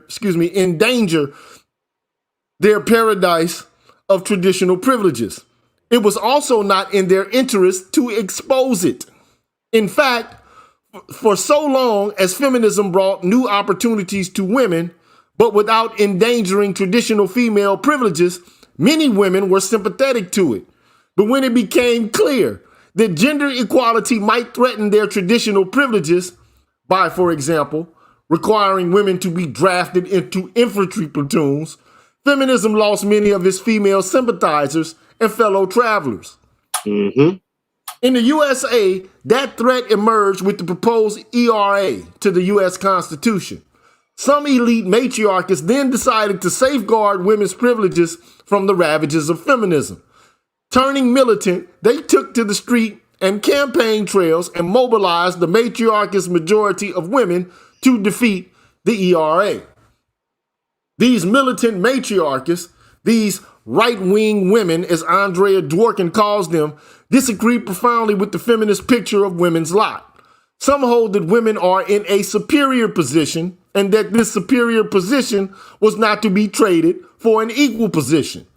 They opposed the ERA because if it was passed, girls would have to go to war. And ERA would force women to take responsibility for making and decision making and for making money. One of them told Andrea Dworkin that pro-ERA women are ignorant and malicious, and that pro-ERA feminists do not know what the interests of women are. She outlined them as a strong home and strong laws protecting the family in which the man, not the state, protects the woman. But see, black people are so inculcated and enamored by bureaucracies in the state. They don't understand that this shit ain't nothing but another motherfucking form of paternalism, but it works to their favor, so they like it. Understand this is the majority of the women that voted for Trump is who this represents. The majority of the white women that voted for Trump. Oh, for sure. You understand what I'm saying? Oh yeah. Dude's analysis, man, is look. You might not agree with everything he says, but this guy's thinking in this dude is thinking like a masculinist in the fucking 90s, bro. I don't disagree with him at all. I was just pointing out the difference between the white woman and the black woman's strategy. The white woman is not necessarily the termagant. That's definitely the black woman, if I'm pronouncing that word correctly. But now you see why I left. But you know, but here, I'm gonna tell you why black women are termagants. Yeah, that's what I'm saying. Because they follow in the vein of Andrea Dworkin and the motherfuckers, Catherine McKinnon. You know what I'm saying? And you know, like the hardcore radical feminists and shit. Like they act like they, you know, like they down with us, but them motherfuckers ain't down with us, bruh. They took on radical feminism. They didn't separate the wheat from the chaff with this shit. Understand, there's nothing that he's saying in this book that I disagree with. I just want to point that out. Nothing. Oh, I didn't think you did. Did he predict how the women would become more masculine looking now? I mean, you know, for real, look at them. I mean, I hate to say it, but a lot of these sisters look masculine now, man. Like, oh my God. Like the broad shoulders, the attitudes, the patty, baby. Yeah, I mean, fuck. Like, what do you do? You know, and everybody was like, well, damn, man, you know, you went outside the race. I'm like, I'm in South Carolina. I can't find a woman that don't watch Tyler Perry movies. They want me to go pray to a white Jesus and be up under the thumb of some bojangling, bubble lip, biscuit, crumb spitting, damn, you know what I'm saying, big bellied preacher to tell me how I should run my house when we all know that if he had the chance, so he'd probably fuck her. You know what I'm saying? Like, so, yeah, I mean, I was like, okay. I mean, because I was looking for a black woman while I was on the dating market, and I was like, then this, you know, I saw potential with the woman I'm with now, and I'm like, well, damn, why would I just like, you know, put a skin tone on somebody I could get along with? Because, you know, at the end of the day, there's 3 simple things I want. I want to be able to eat a decent meal. I want a comfortable house to sleep in. Well, it's 4 things. I want to be able to bust a nut, and I don't want a headache for having those things. Hey, man, I agree with you, bro. You understand what I'm saying? Yes, sir. But you know, a lot of men going through a lot of stress and strain, man. I was one of them through 2 marriages, man. Like, I mean, this is like the average guy that's married, man, is like this. You know what I'm saying? Like, I mean, the average guy that's married, this man going through some shit, man, where he like, you know. I swear to God, bro. Like, I mean, you know, like, the dudes is like, oh my God. I'm gonna tell you a funny story. Like with my old lady now, it was funny because we go to the car dealership, right? And I'm just looking. I was just like, you know, dreaming aloud. You know what I'm saying? And she tells me, well, you always wanted a convertible. You want a fast car? Get the Camaro. Like, what? She goes, yeah, you make enough money. We can put that in the budget. Man, if I'd have had that conversation with my previous 2 wives or any of these black women I've been with, that would have been an argument. Yeah, I want to get a Camaro for what? We could do this, that, and the third with that money. You know what I'm saying? Like, no. Anyway, I want to get through this though. It ain't that long. It ain't that long, bro. It's about to be over. Yeah, it's almost about to be over. Okay, it's like an hour and a half. So anyway, what the anti-ERA women fought to protect was the traditional matriarchist arrangement where the husband takes responsibility for decision-making, for earning the family income, and for the safety of his wife's nest. So many women wanted that arrangement preserved that they helped to stop the feminist tide at the gates of the ERA. In the view of the aroused matriarchists, feminism is a revolt in paradise. and the feminist rebels jeopardized the ancient matriarchist privileges of all women. As a result, despite advertising itself as a movement for the liberation of women, feminism has provoked the opposition of the matriarchist majority of women and has therefore remained a minority movement. It ain't really actually, I mean, they've been working hard in the wings, boy. They've been working in the universities and the government. So, you know, they still ain't the majority, though. They still are not, okay? But unfortunately, a lot of black women, man, it's like almost damn near all of them are. I mean, because what do you think they learning when they get these degrees? They ain't creating this shit. They just soaking it up like biscuits. They aping and Xeroxing and mimicking this shit. Well, the thing is with black women, there's no patriarchy really to speak of, so they don't have the benefits that the white women would be protecting with their white men. You understand what I'm saying? Like for sure. Yeah, it's, you know, these white women that voted for Trump, they are working to maintain the white patriarchy that they benefit from. Most of these you mean the matriarchists, the white matriarchy? Yeah, the yes, absolutely. So just remember, right? You know, feminism is divided into a lot of groups. First, let's talk about, you know, the women who don't even fuck with men at all, right? They have nothing to lose from feminism because, again, they derive nothing from men at all. Like, they don't even want relationships with them. Let's start with them.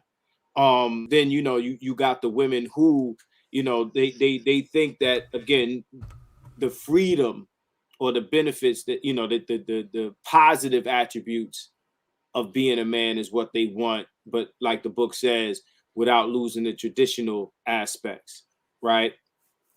Right. You got those women, right?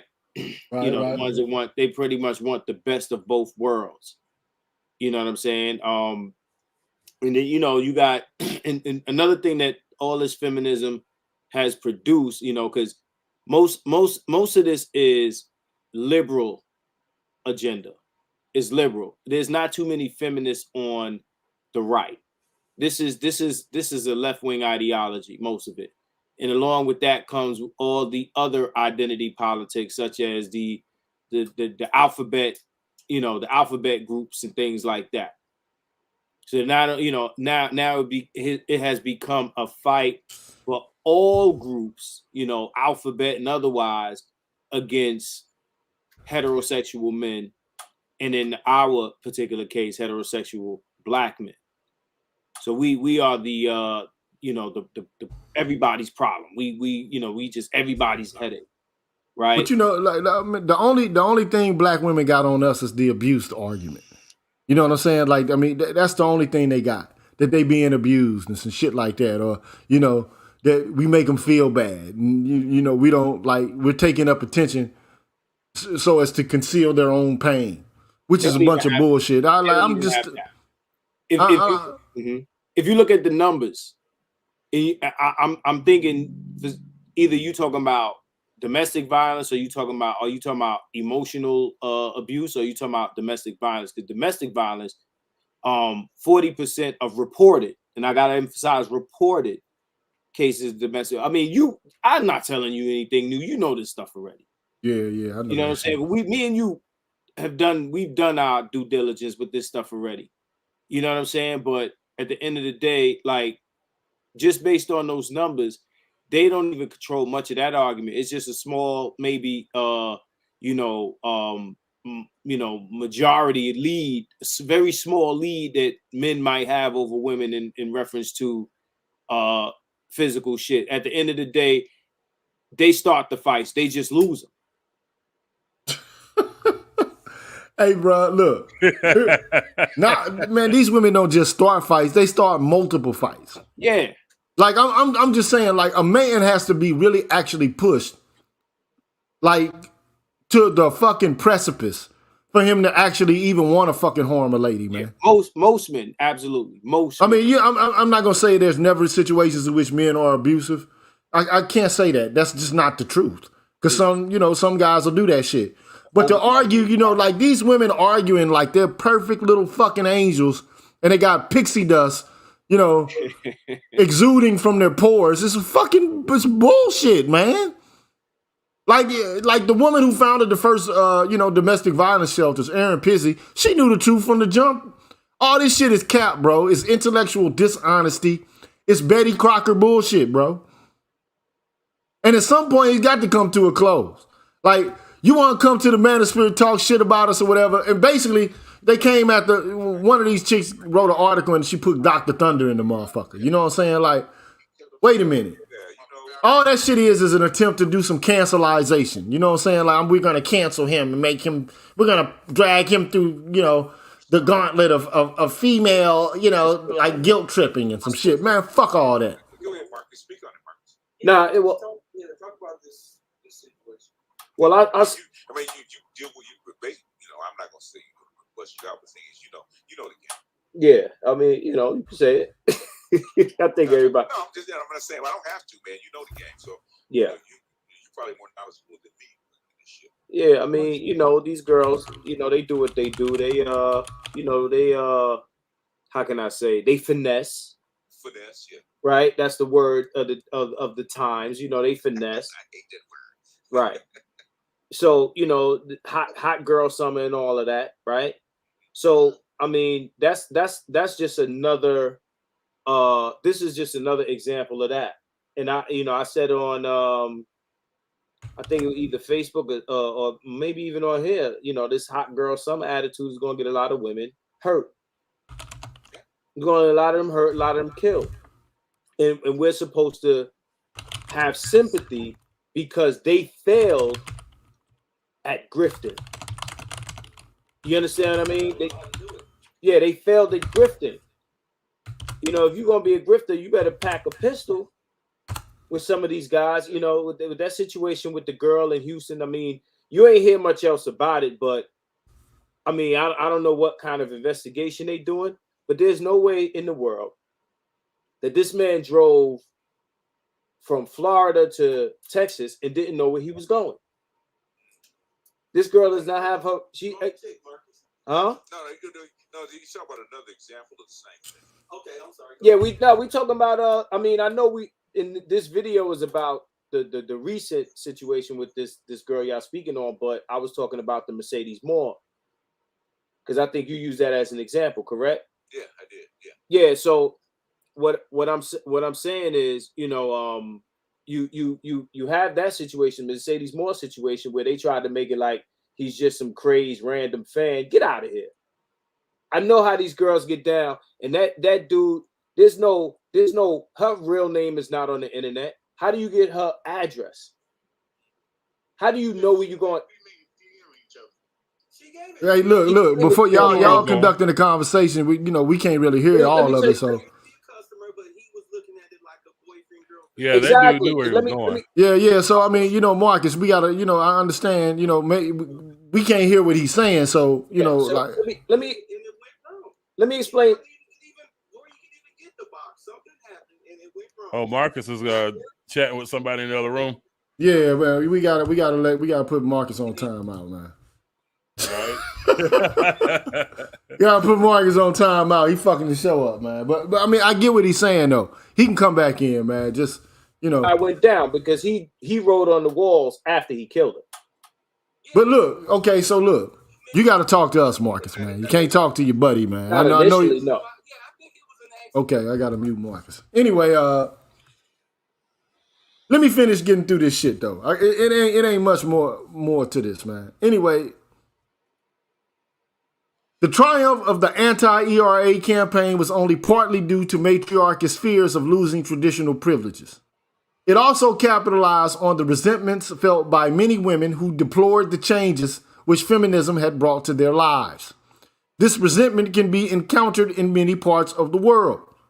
For example, a London upper-middle-class wife denounced feminism for making her lot worse than her mother's had been. Her mother had not been obliged to take a job and earn money, but she herself had to, since men of her class, well tutored by feminism, now expected their wives to work and earn money.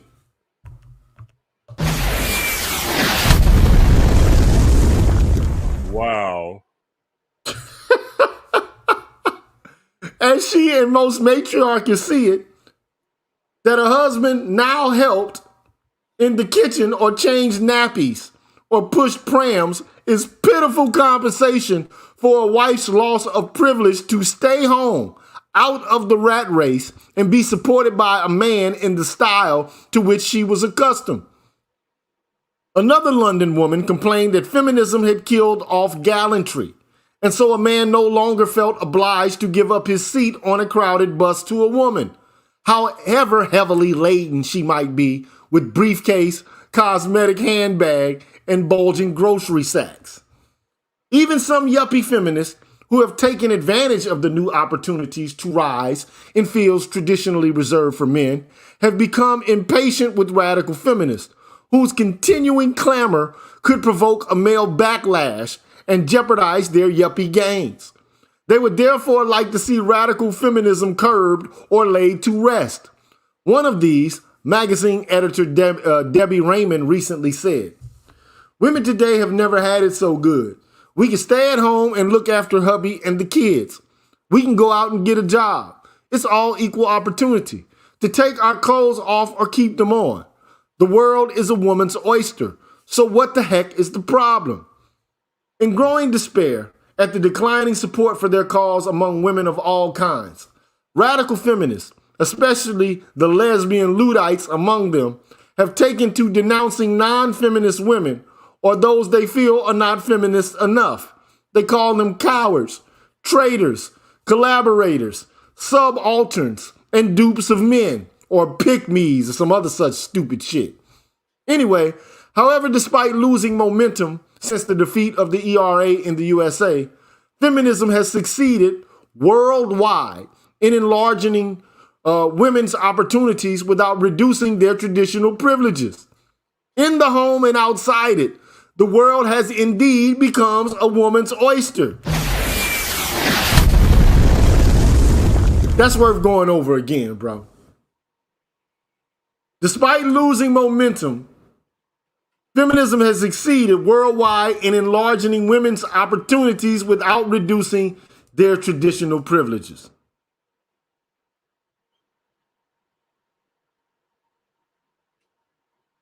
I said it before.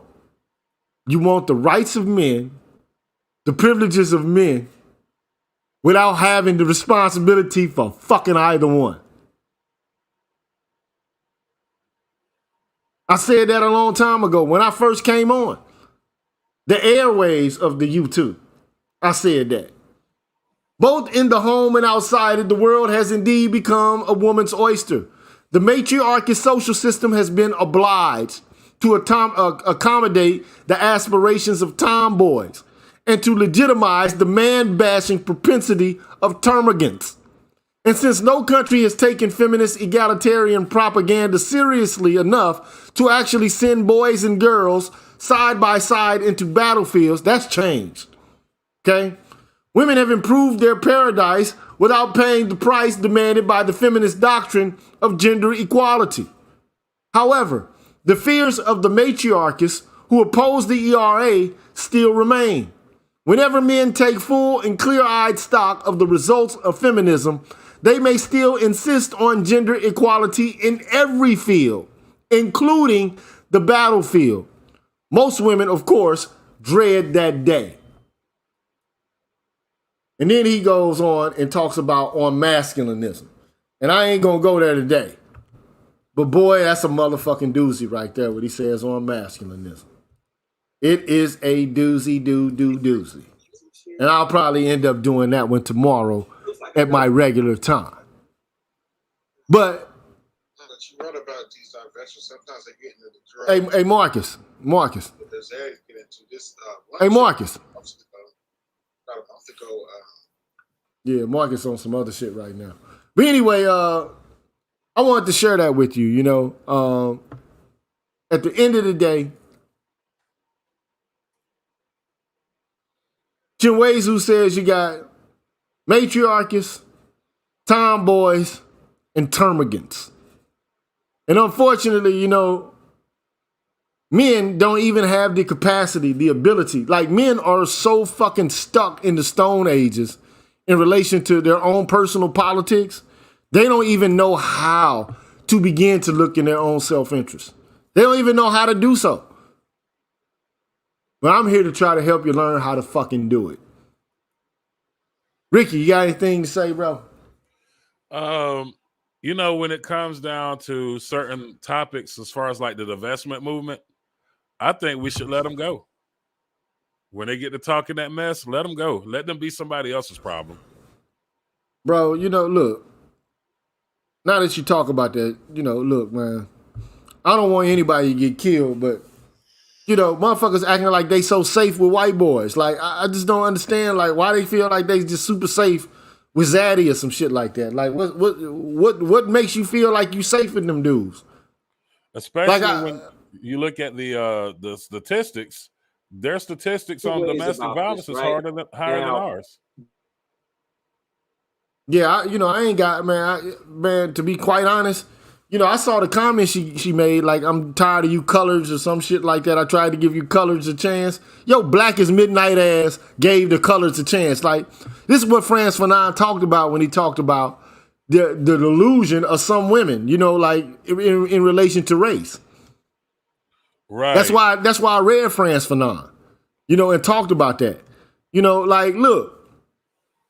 Okay, you're an attractive black woman. Okay, you know, dark black woman at that. But look, so black men ain't giving you the lifestyle that you want, or Hispanic men, whatever, you know. But the whole point is, calling black folks colored, really for real, is an insult. And she knows it is. She thought this woman imagined herself to be an honorary white woman, and she got the nigga treatment. Now you know the reality of the world and how it fucking feels about black women. From white dudes. They not your knights in shining armor. They never gave a fuck about you. They don't give a fuck about you now. They'll use you as a pawn in order to get at us. Or they'll make, you know, they'll fuck you and, you know, have you suck them off or whatever. But I mean, them people don't love y'all, man. I mean, hell, if it's hard for us to get along with them, how are they going to come over there and deal with Chad is what they call them. They're going to get with, or is it Brad? Brad ain't gonna treat them, ain't gonna put up with their bullshit. We're like the nicest people on the face of the planet. Brad's not gonna deal with that. Hey, it is what it is, man. Brad, you know, like, I don't even know the circumstances surrounding that woman's death. Like, a lot of people saying she got killed, but she had a whole bunch of dope in her system. How we know she ain't just having OD? True. How do we know that, bro? Man, I mean, you know, that shit happens all the time. I mean, if you drinking and you taking fentanyl and shit like that, that's some dangerous shit to fuck with. But you trust this white boy enough, you gonna get doped up with this dude. You don't know what this dude got in this concoction, man. But we don't even, man, all I'm saying is, you know, hey, you went over there because you thought the grass was greener on the other side of the fence. You're somebody now because you fucking with white boys. Like, I mean, you know, it's delusional. You played into that trap. Hey, the way I look at it, you know, when she sat back and said what she said about black men, I don't care. You know what I'm saying? Let her, you know, no better way than for, you know, to send a signal back to that divestment movement than just that. She got the treatment. You know what I'm saying? They do the white girls like that at them frat parties. They get them all doped up and then it is what it is. Yeah. So, you know, it is what it is. You know, it is what it is. So, you know, I wish I could say, you know, that I really cared, but I'd be lying. I don't. I mean, you know, I don't want anybody to die. But like, I mean, you know, like all of a sudden this shit gonna be used as like, well, see how black women get treated? Like, man, fuck all that. She went over there and expected to get treated better. Right. Cause she felt like I mean, I don't know, man, like for some reason, some of these chicks, man, they starting to feel themselves and they starting to be like, okay, we better than you niggas. And she was one of them women, man. She was one of them women, bro. She was the ones that you would see at Whole Foods shopping with Brad and look over at you and, you know, cut her out like, look at me, you know. which it don't bother me because I mean, hell, I've why would that bother me on my end, especially with me courting blonde hair and blue eyes? You know? What up, off code? What's cracking? Talk to me. Off code, what's happening? What's cracking? Oh shit, man. We got one Marcus. They chased him into a backyard. Hey Marcus. And his phone in his hand. He totally forgot he's on the show. Man, he gets sucked into conversations real easy. He gotta win the argument. So at any rate, man, look. I got off code. He ain't clocking in for whatever reason. So, but like my feeling about the divestment shit, you know, hey man, you asked for that shit, you got it. You went to chase white boy Brad, and you got unfortunate circumstances. It is what it is. You know what I'm saying? Like what I'm supposed to do? Start shedding tears over that shit, man? I damn sure ain't gonna take it to the streets talking about we gotta protect our black women, because at the end of the day, the black woman is very protected. We're the ones who's out here unprotected. Talking about protecting. Hey, look here, look. I don't want to see nobody die. Black men, white women. I don't want to see nobody for real die unnecessarily, unless it's a straight up political, violent conflict or something like that. And then it's all bets are off then. But I mean, at the end of the day, bruh, you can't go walking around acting like your shit don't stink. You know what I'm saying? Like you done transcended blackness. You know what I'm saying? And then now you got all fucked up. Now you want black help. You gave up your black help when you decided you was better than the niggas. Right. What we protecting? I mean, I don't get that. If you done transcended niggerness, now all of a sudden it's about let's support the sister. She transcended sisterness. Like when Candace Owens got attacked by Antifa up in Philadelphia, right? Now she's talking about that's a white organization, a liberal organization, and they're attacking me as a black woman. I'm like, I don't feel sorry for you. After the way you pissed on George Floyd's grave, pissed on fucking Ahmaud Arbery, fuck you. You know what I'm saying? Get what you get. Man, once you start renouncing blackness and saying you better than the darkies and shit, I don't give a fuck what happened to you. Sorry, but I've never had that viewpoint. I mean, I get tired of niggas sometimes. I ain't gonna lie, you know what I'm saying? But I'll never say, I'm not black. I'm no longer black. I mean, I talk shit, but I mean, like really thinking in my head that I'm better than the masses of black people, man. That ain't part of my DNA, bro. I don't think I'm better than black women either. I don't think I'm better than them. Like, like if a down ass black woman was to fuck with me right now, I'd fuck with her. If she wasn't on that bullshit. Well, but if she on some bullshit, she gotta get kicked to the curb. I'm not gonna hate on nobody, you know what I'm saying, on account of their blackness. But like, will I call them out on their bullshit? Absolutely. If they on some bullshit, I'm gonna call them out. They have no problem calling us out on what they consider to be our bullshit. This is none at all. But we gotta be tight-lipped and quiet. For what? I don't understand it, man. But you know what? And then I don't understand these dudes, man, who come on, and just defend every shit that, every fucked up thing that a woman does. I hate that, bro. Sexual access, man.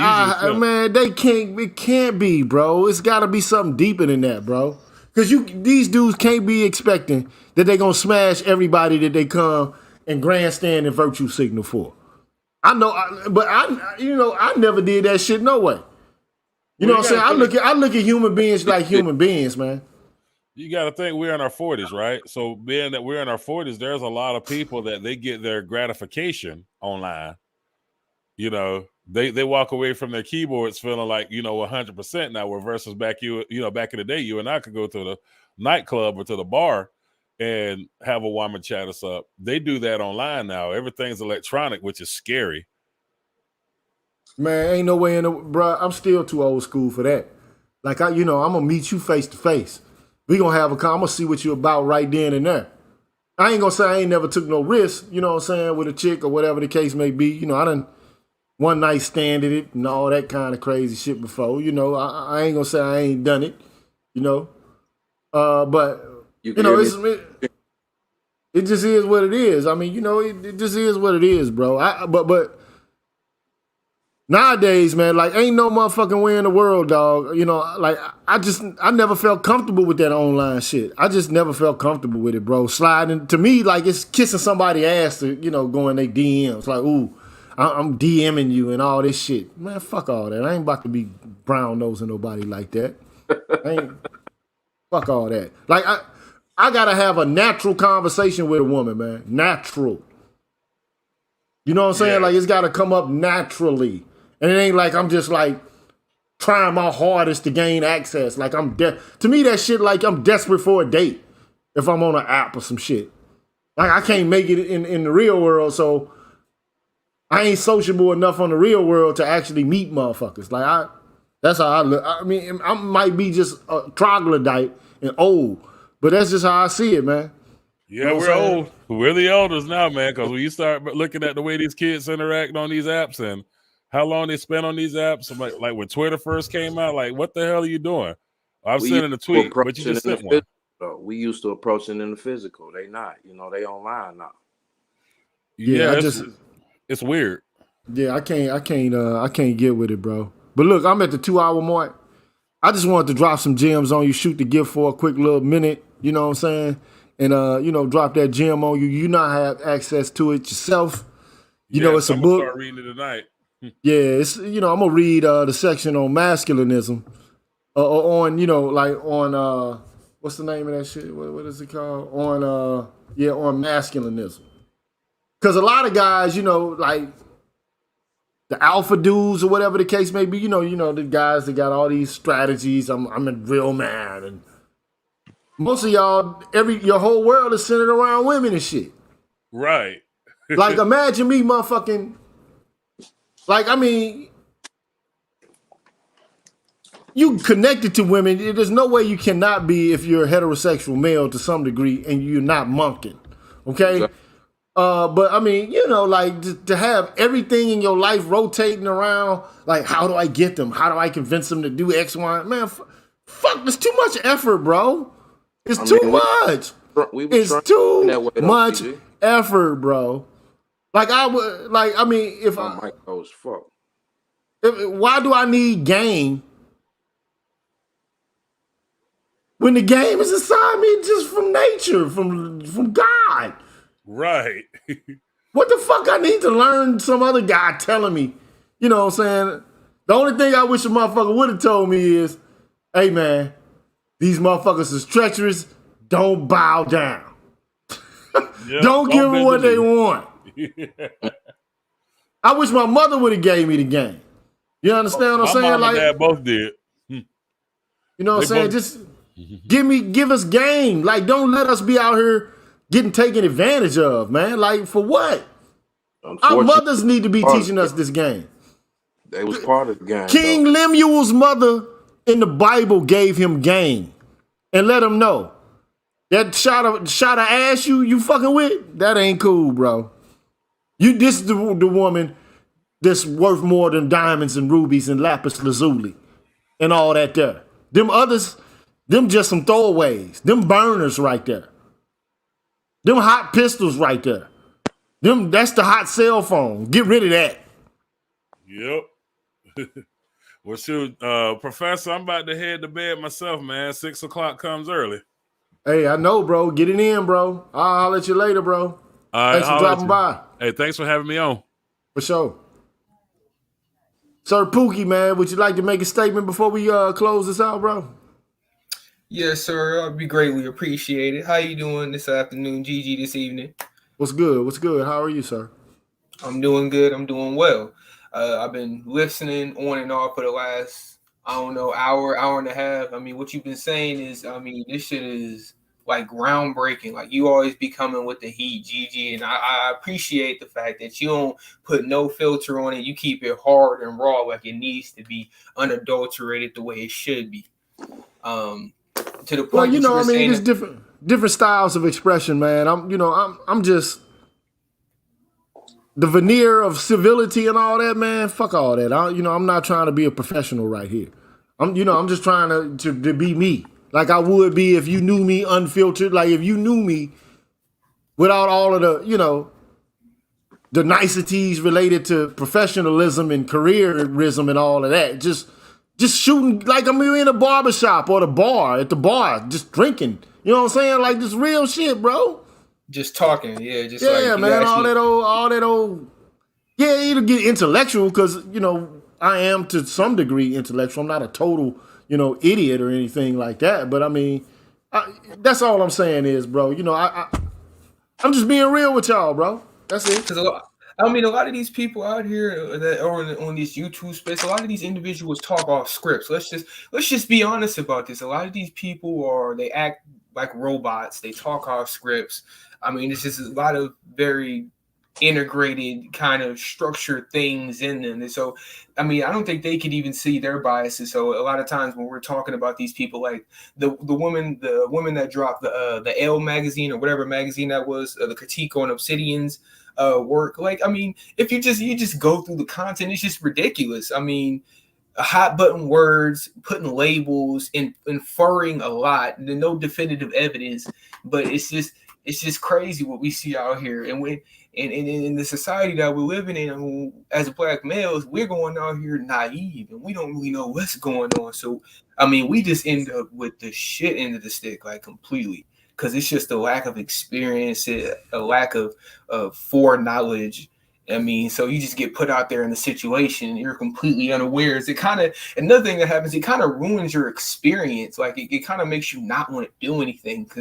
And that's another thing you see in the community, like a whole bunch of dudes not really doing nothing because these dudes done failed their whole lives. They've been told that they can't really do nothing their entire lives. So it's kind of internalized into them at this point. Like it's kind of crazy.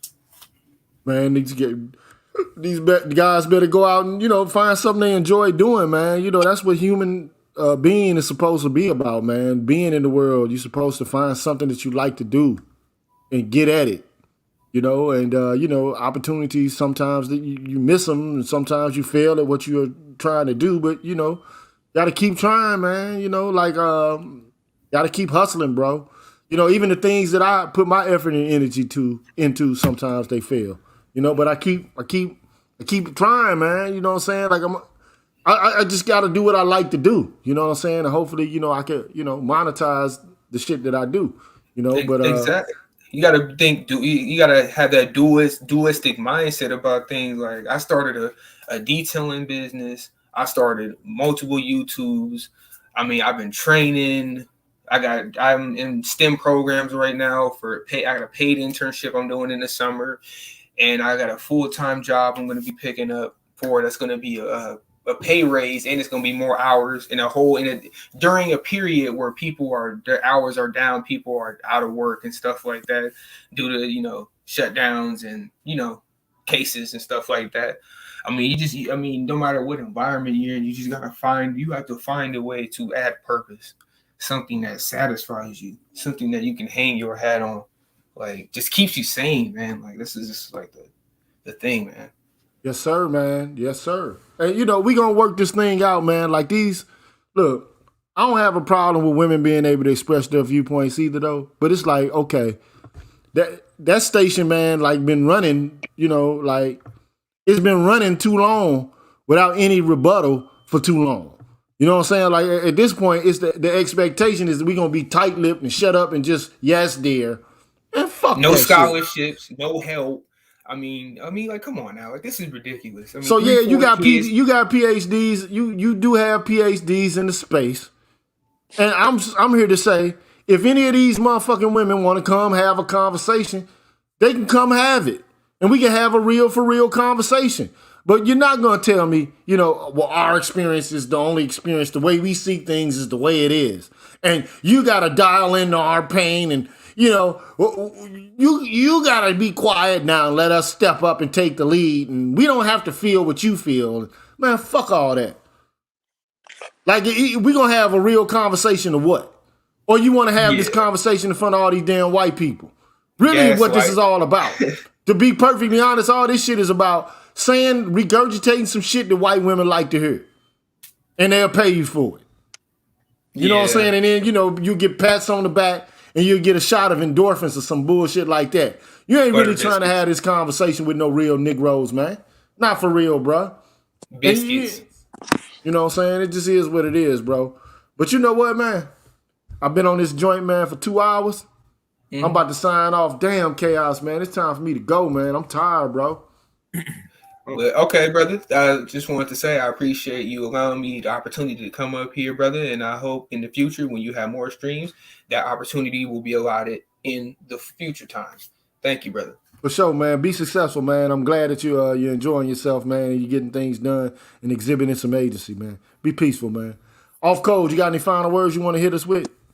Yes, can you hear me? I can hear you now. I couldn't hear you very well initially. Yeah, I don't know what the fuck wrong with my shit, man. But yeah, man, I was hearing everything you were saying, Gigi. And when you were talking about, you wish your mother had told you, gave you the game, I think they were a part of the game. Yeah. To keep us ignorant and shit. You know what I'm saying? As far as the divestment movement and whatnot, and squirrelers and shit, I don't have no problem with them, because at a certain point years ago, motherfuckers was talking about options because they were complaining about, niggas ain't doing shit, certain niggas gay, certain niggas going to jail and shit. So they got slim pickings if they want, a black dude and shit, but they didn't want to share nobody. So they got to go somewhere. By all means. They can go where they want to go. I ain't cuffing. I ain't, I'm like Lil Weezy say a long time ago. I don't handcuff, I don't arrest. I am not Elliot Ness. Do what you want to do. It's your thing. Do what you want to do with it. However, don't ask for me to come motherfucking fight a war for you after you done call me a coon. Or call me a baboon or some shit like that. Like, huh? Wait a minute, man. I mean, that's just some shit, like, I've been around I would call it the red pill space for over 10 years and shit, man. And I don't know, man. It seemed like it's kind of a new wave. You feel me? Because at the crux of it, all it really was teaching on some real shit was male and female nature, why we do shit and why we don't. Nurture versus nature. Right. It was real cut and dry. Now it's these layers and shit, and people want to talk about this. And I said on when Ramil used to be on here, I was asking him, like, shit, has this become a digital barbershop? Is that what we doing? Because I don't know. I mean, I don't know if we got some people who talking about policy changes and shit like that, something that could affect our lives, far as politically. I don't know if it's anybody like that in the space. Is there? I mean, it's people, man, but it can't just be one dude, you know what I'm saying? Like, I mean, like, it's people who've come up with some plans and some ideas and who are gathering data and gathering, political, manifestos up and stuff like that. But it takes time, man. Like, you gotta think, man, even with these women and the shit that they tried to pull off, bro, it took like decades for them to get to fuck with the shit they got. You understand what I'm saying? So it's gonna take a long time, man. It ain't gonna happen overnight. But everybody has their own idea about what to do and how to do it. You know what I'm saying? So my one of the things I wanted to do was to make a documentary. To talk about the manosphere and to talk about black men and to be preemptive. That would have made all these fucking articles real moot from the beginning. What can they say if you got like scholars coming out telling you, here are the issues related to black men? Now, if you're going to write an article, you're going to write it about, especially about PhDs in the space, you're going to write it after we've given you this information in a rational, coherent way. Not informal, but like a formally, curated piece of work. But motherfucker was like, well, I don't know what it's going to be like, and I don't want to give $5. Like $5, motherfucker, you tripping off $5, man? If I could have got like 10,000 motherfuckers to just give $5, we could have had that shit out there and it could have been like, okay, what you saying now? What do you have to, now we waiting on for you to say some shit. But, you know, as it stands, motherfuckers didn't want to do that. So now they gonna have to, you know, like just go through the grinder until some motherfuckers' egos finally diminish a little bit. And then they say, okay, well, now we ready to, you know, do this formally. But like, it helps when you got people who got credentials, you know what I'm saying, and people who already are in the spaces to make rebuttals. But social media only gonna go so far, dog. YouTube ain't gonna change no policy, bruh. Exactly. But YouTube can make money in regards to change policy. That not happening anytime soon. YouTube can consciousness raise though. It can. But at the end of the day, the policy is going to be made by people who know how to make policy. It's going to be made by attorneys. It's going to be made, and not ambulance chasing attorneys either. You know what I'm saying? Like, and it's a lot of them motherfuckers, you know, like people cashing in, you know, on their little monetization move, you know, trying to squeeze it for as much as they can get. Now, I ain't saying everybody who is on that shit, but I'm just saying, like, you got to be, you know, you really got to have this in your heart, man. You know what I'm saying? Like, you got to have this in your heart, and you got to have the experience, man. You know what I'm saying? This shit ain't, to me, ain't about no bread for real. You know what I'm saying? This shit is about, like, damn, I done been through half of the struggles that a lot of y'all lamenting about. So I'm trying to give you advice on how to avoid the mistakes I made. You know what I'm saying? But, like, it's going to take a lot, though. You know, like, first of all, it can't just be a black man thing either. It can't be. I mean, we could be leading the charge because we're suffering from these same kind of conditions, you know, even more so than other groups of men, especially white dudes. But, like, they going through this shit, too. You understand what I'm saying? Like, the movie The Red Pill was started by some, you know, white lady was talking to white men's rights activists. Mm-hmm. Mm-hmm. So motherfuckers calling themselves Red Pill, they ain't even seen the Red Pill movie, dog. That's true. That's true. How you gonna consider yourself Red Pill, dog? You ain't even seen the Red Pill movie, dog. Don't even know about Barbarossa. Come on. Man, bro, I'm, you know, it is what it is, bro. Look, maybe we, you know, I would show the movie, but you know what I'm saying, her shit on YouTube, she'd probably end up, you know, trying to copyright strike my shit. You know what I'm saying? But like this shit is deep, bro. You should make your fans, GG. You make your OnlyFans, GG. All of the shit that we need to be doing has already been laid out. It's just, okay, now who gonna actually do it? And I tried to put on the table some major players, like put them all in one place with a definitive statement. Not YouTube shit, but like something that can be shown at film festivals and shit like that. Motherfucker told me no. Then these guys are writing books and shit. Like a lot of these guys, like, you know, some cats, they not necessarily on no, you know, manosphere shit, but they working for men's interest or working in behalf of men's interest. Right.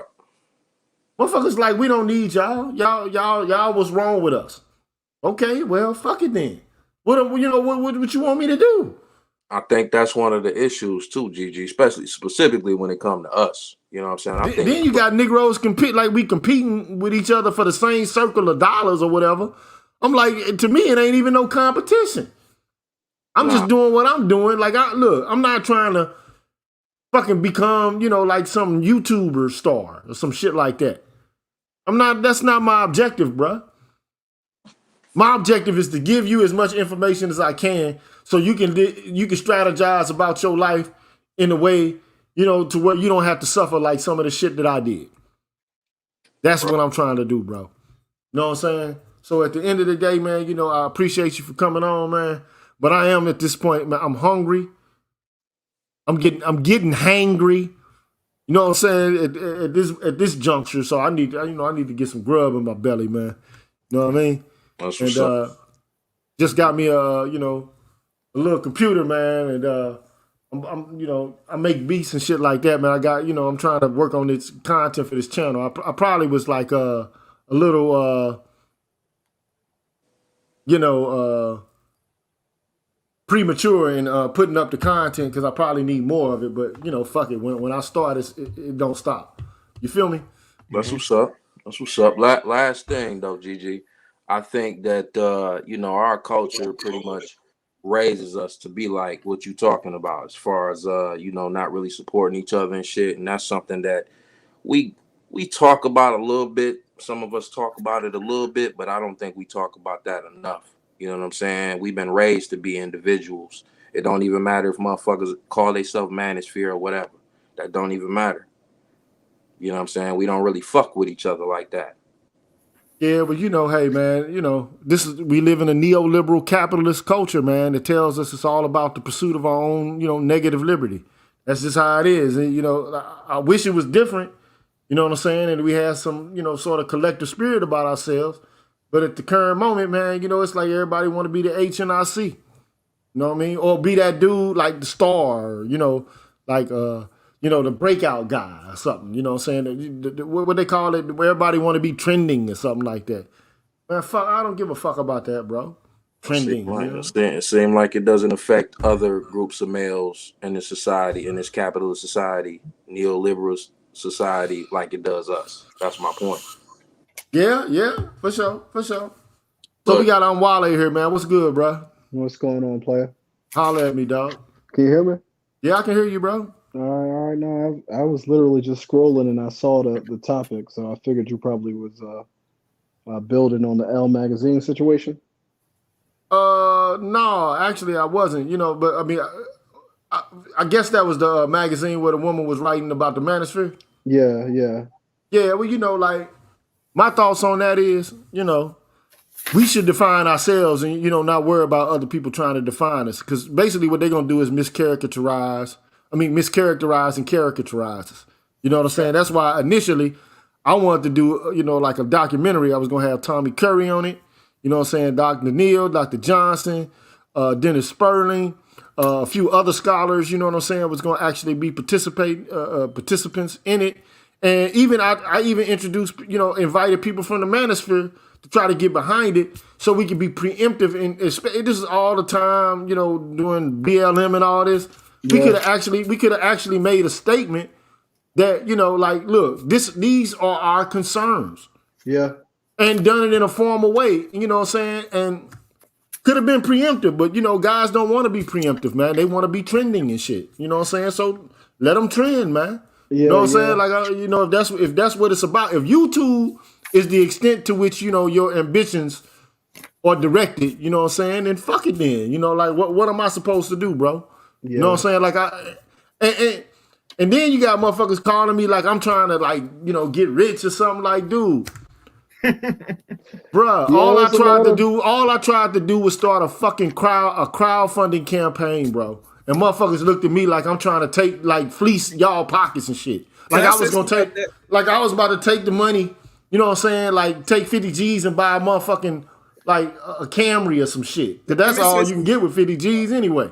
Like, I mean, come on, dog. Like I was gonna buy a fucking, you know, like a Camaro or some shit. And be like, yeah, I look how I just used these niggas in the manosphere and profited from their pain. Like, it's stupid, bro. Like, to me, that shit is some bullshit, bro. All I wanted to do was stop the shit, like, from even if it did happen, they was going to have to come in a better way than putting some bullshit out there. They was going to have to be like, oh, okay, here's what they said.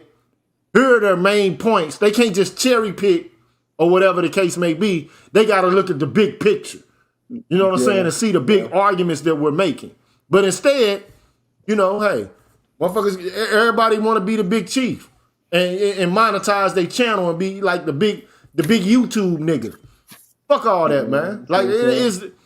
But you know what? You know what's unfortunate about it is now you got to, you know, deal with the backlash of that shit, because basically motherfuckers trying to, that's that cancel culture shit, bro. Mm-hmm. You know what I'm saying? That's what all that is cancel culture, man.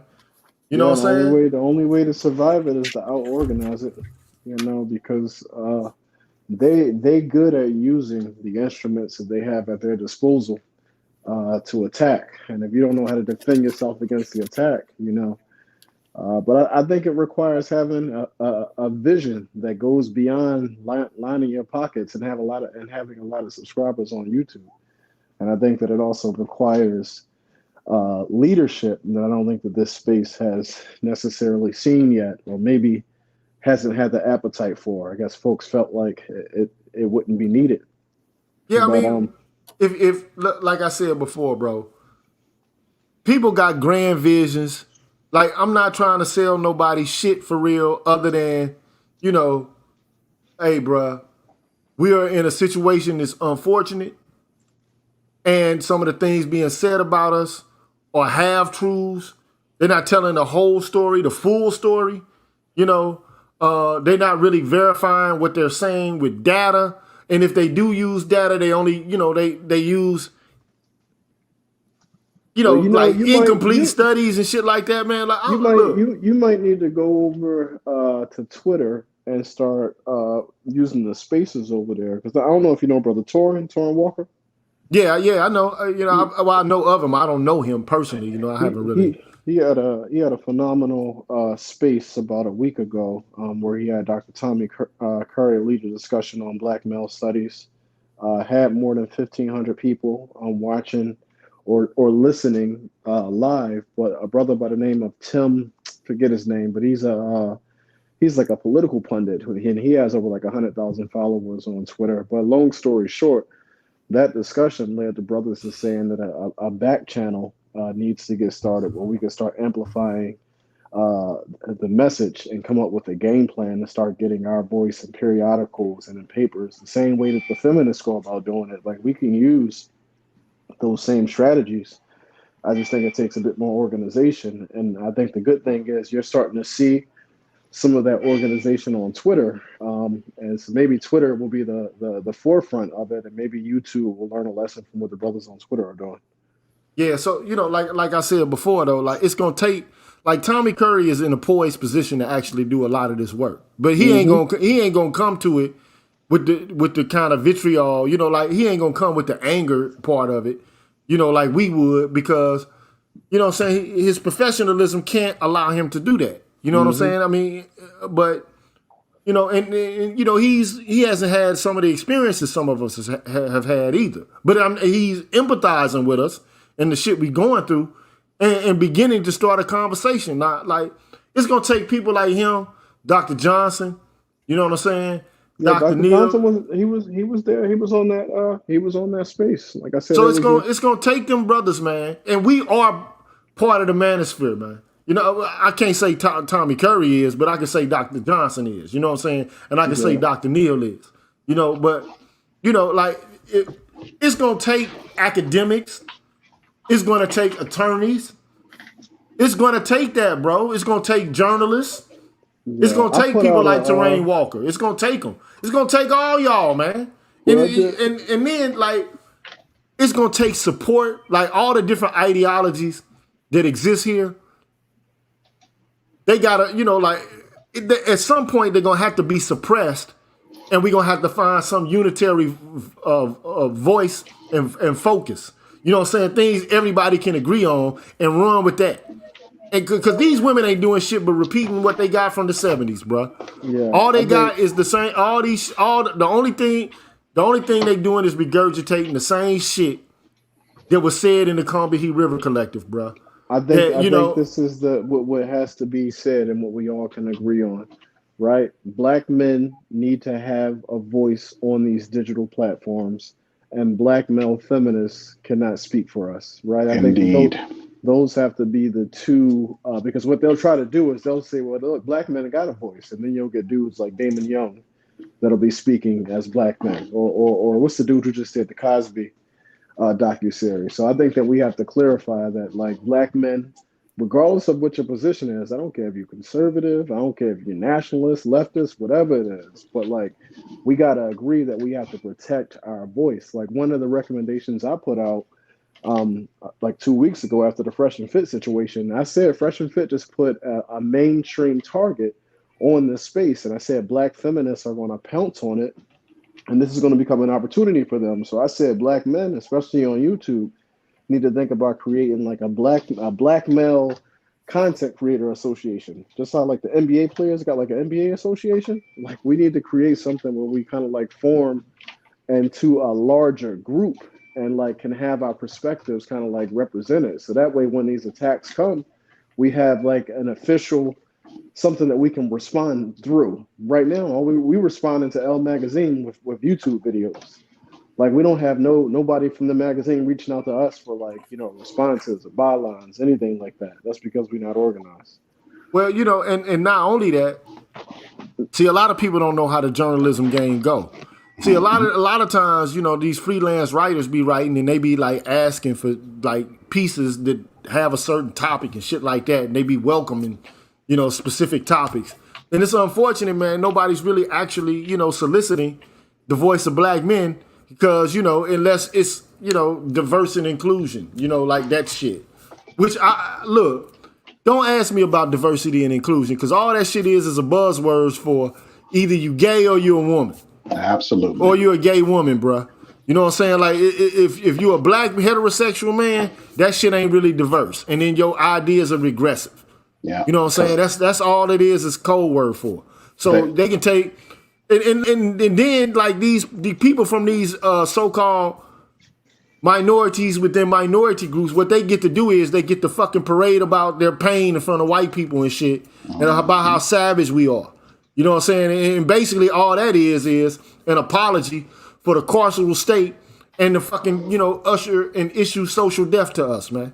That's what that shit is, bro. So like I'm tired of white women energy, bro. And you can be a black LGBTQ motherfucker and come with white women energy. Yeah. You can be a black woman and come with white women energy. But don't tell us we got white male energy because we want to fucking exist exuberantly and blossom arrogantly and be who we are arrogantly. We gonna be who the fuck we are, man. And look, no, we don't want to be fucking pushed around and henpecked, bro. That's bullshit. And I don't want to be guilt tripped. Guilt don't motivate nobody to do shit, no way. Man, you know, like, white dudes succumb to this shit and submit to it because it serves a political interest for them. You know what I'm saying? It just is what it is. I was thinking about this shit as I was just, you know, bullshitting playing chess earlier today. I was like, man, this is a hell of a game, man. You know what I'm saying? Where white women all of a sudden become minorities. Like these privileged motherfuckers all of a sudden get to take on minority status that black people fought for. And now the minorities groups within minorities groups are basically able to fucking get in, shoehorn themselves in by throwing us under the bus. And they doing the same shit that they fucking claiming we doing. And that's the issue. The only issue I have is your fucking fingernails got dirt underneath them too. So what y'all talking about? What's the system that you talking about when y'all doing the same shit? Mm-hmm. But ain't nothing new. Ain't nothing new under the sun, Gigi. They did it when they were giving Indians privileges and rights and land you know, rights. Basically, white people went and just made themselves Indians. You know. So hey, bro. You know, hey. All I can say is though, bro.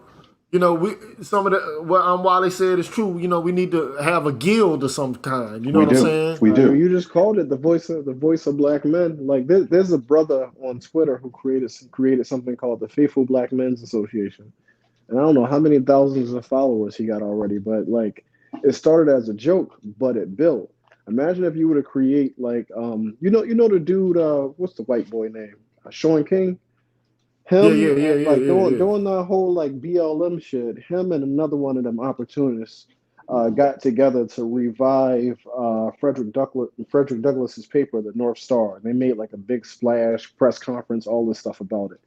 Imagine if Torin, Tommy Curry, Dr. Tiosan Johnson, a group of notable men on Twitter came together and said we were going to collectively curate a space on Twitter called, or a page on Twitter called The Voice of Black Men, where we are going to take essays from notable black men and scholars, and even blue collar brothers to respond to common topics. This will be the space you come to hear what black men think on any given topic. Like, so what you're doing right there, you give yourself some validity, right? Now those papers, right, whenever they write something, especially if you build a huge following, people, they can ignore you if nobody is following the page. But if you get, 20, 30, 40,000 followers on Twitter following a page called A Voice for Black Men, then mainstream publications have to listen to what you're saying, especially because it's all about engagement. But it's a multi-pronged attack. And I think, and the reason why I came up here, Gigi, is because, when you were doing that documentary, a bunch of us were behind you, man. You know that. And yeah, I do know. I do. I got the names of everybody who actually, contributed to that. And I want to take it up again. You understand what I'm saying? I want you to too. I want you to too. I don't even have 10,000 followers, bro. You know what I'm saying? I'm like somewhere around 6,000, some shit like that. You know what I'm saying? Let me tell you, if you do this, we all will put you on our channels. We all will advertise that documentary, and we all will raise funds for it. And look, I don't even care if the money, it don't have to go to me. All I want to do is pick the producer or the motherfuckers, the film crew. And then we can get the shit done. You know what I'm saying? I want you to do it. But people don't trust me. Like, dude, I swear to God, man, I don't want nobody's money. All I know is I have my experience. I know what I've been through in life. Mm-hmm. And I know that, like being intellectually dishonest is not something I'm into. And so I don't like it coming from other people towards us. I don't like it. Mm-hmm. But we've always said, don't look at what's going on in those comments, because those people are trying to troll you. And you know that if Dennis is going to be involved with it, Dennis can show you how to set up a blind trust situation where the money will be handled in a transparent way. We trust you guys, man. Yeah, it can be done. And once it's done, I'm gonna get off in just a second. But once it's done, then all the things that we've been talking about, the men's space, addressing people who are actually part of the manosphere and not a part of the manosphere, it will all come about as a result of the energy that's brought about from that documentary. But I mean, it can't. The only thing I said was, look, the documentary is just a beginning. It is. Like the brother Wale was saying. We need to have people writing like a blog. You know what I'm saying? Like a straight up blog, people writing for the blog. Not only are they doing content on YouTube, but they hitting every media outlet up. You know what I'm saying? And they not competing with each other for clickbait. You know what I'm saying? Trying to, but a lot of people are living off YouTube, and it's understandable for them to want to be able to, continuously, keep up their platforms. Right. But like, the whole idea that this is a zero-sum game, like if I support him, then I'm fucking up my brand. Like all this branded shit. Yeah, I can get man, that's some white boy shit, man. Fuck all that Steve style branded shit, man. This is deep. I get it to a certain extent. I understand because this is how some guys make money and how they eat. But at the end of the day, bro, man, look, bro, people try to play. You can't play individual when your enemy is cooperating. Exactly. The black feminists are moving in unison. They ain't they all trying to get the same bag, but they support each other to do it. Exactly. We need to have a coordinated effort to call that shit out. Like Gigi that comes on here and night after night comes on and shows where this stuff is coming from. I've started doing Jet Magazine articles that they did back in the 50s that was saying the same shit back in the 50s that Gigi was talking about from, the 60s, the 70s on, all the papers. It even talks about, I've even gone back to just after World War II where they were talking the same, where brothers was divesting then and talking about some of the same stuff. But unfortunately, it's not sexy to some people, but who cares about whether it's sexy or not? We're trying to achieve a common goal. Yes, sir. And we got to do that. We have to put our intellectuals up front, and we have to basically, come together and agree to work together. If somebody needs to work on this blog, GG passes out assignments, BGS or whoever they think is capable of doing it, put them on the job. And we work like the Jewish people used to do when they had a newspaper or when they were starting a comic book. People just got in and did whatever job that needed to be done, whether you were an anchor, whether you were drawing the stories. And now look what they got. They got a whole history of some shit that's worth millions of dollars that wasn't worth a damn thing when they first started. Yeah. Listen, y'all brothers have a good night, man. I'm about to. It's after midnight on my side You of the too, world, bro. so I'm about to tap Yeah, out. But Gigi, keep doing your thing, man. for Yeah, sure. Peace man. out, bro. All right, And Hey, I know look, you hungry. Let's be honest. Let's be Yeah, fair go ahead. here. The black man knows what to do. GD has been putting this campaign, and I was there, GD, last year, which is a simple documentary to put out a reversal of propagandas I put out against the black man in the West for some time. And as be honest, most men don't want to put their money up because they are, I'm sorry to say, it's comfortable. To get the amount that's needed, $5 should be fair and feasible. But because Absolutely. most mindset is different, that they will spend money on a bitch, Yeah. then and the cost of black men, that's where their heads at. And we got to say it as it is. And I watch most of these females channels, and these dudes that rain all day, every day. Yeah. This ain't a motherfucking joke.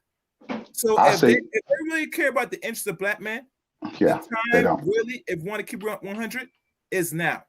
Yeah, This absolutely is, if it you is. look at, let me tell you something. Once I start putting articles, hit piece on you, the next gonna come is film and documentaries.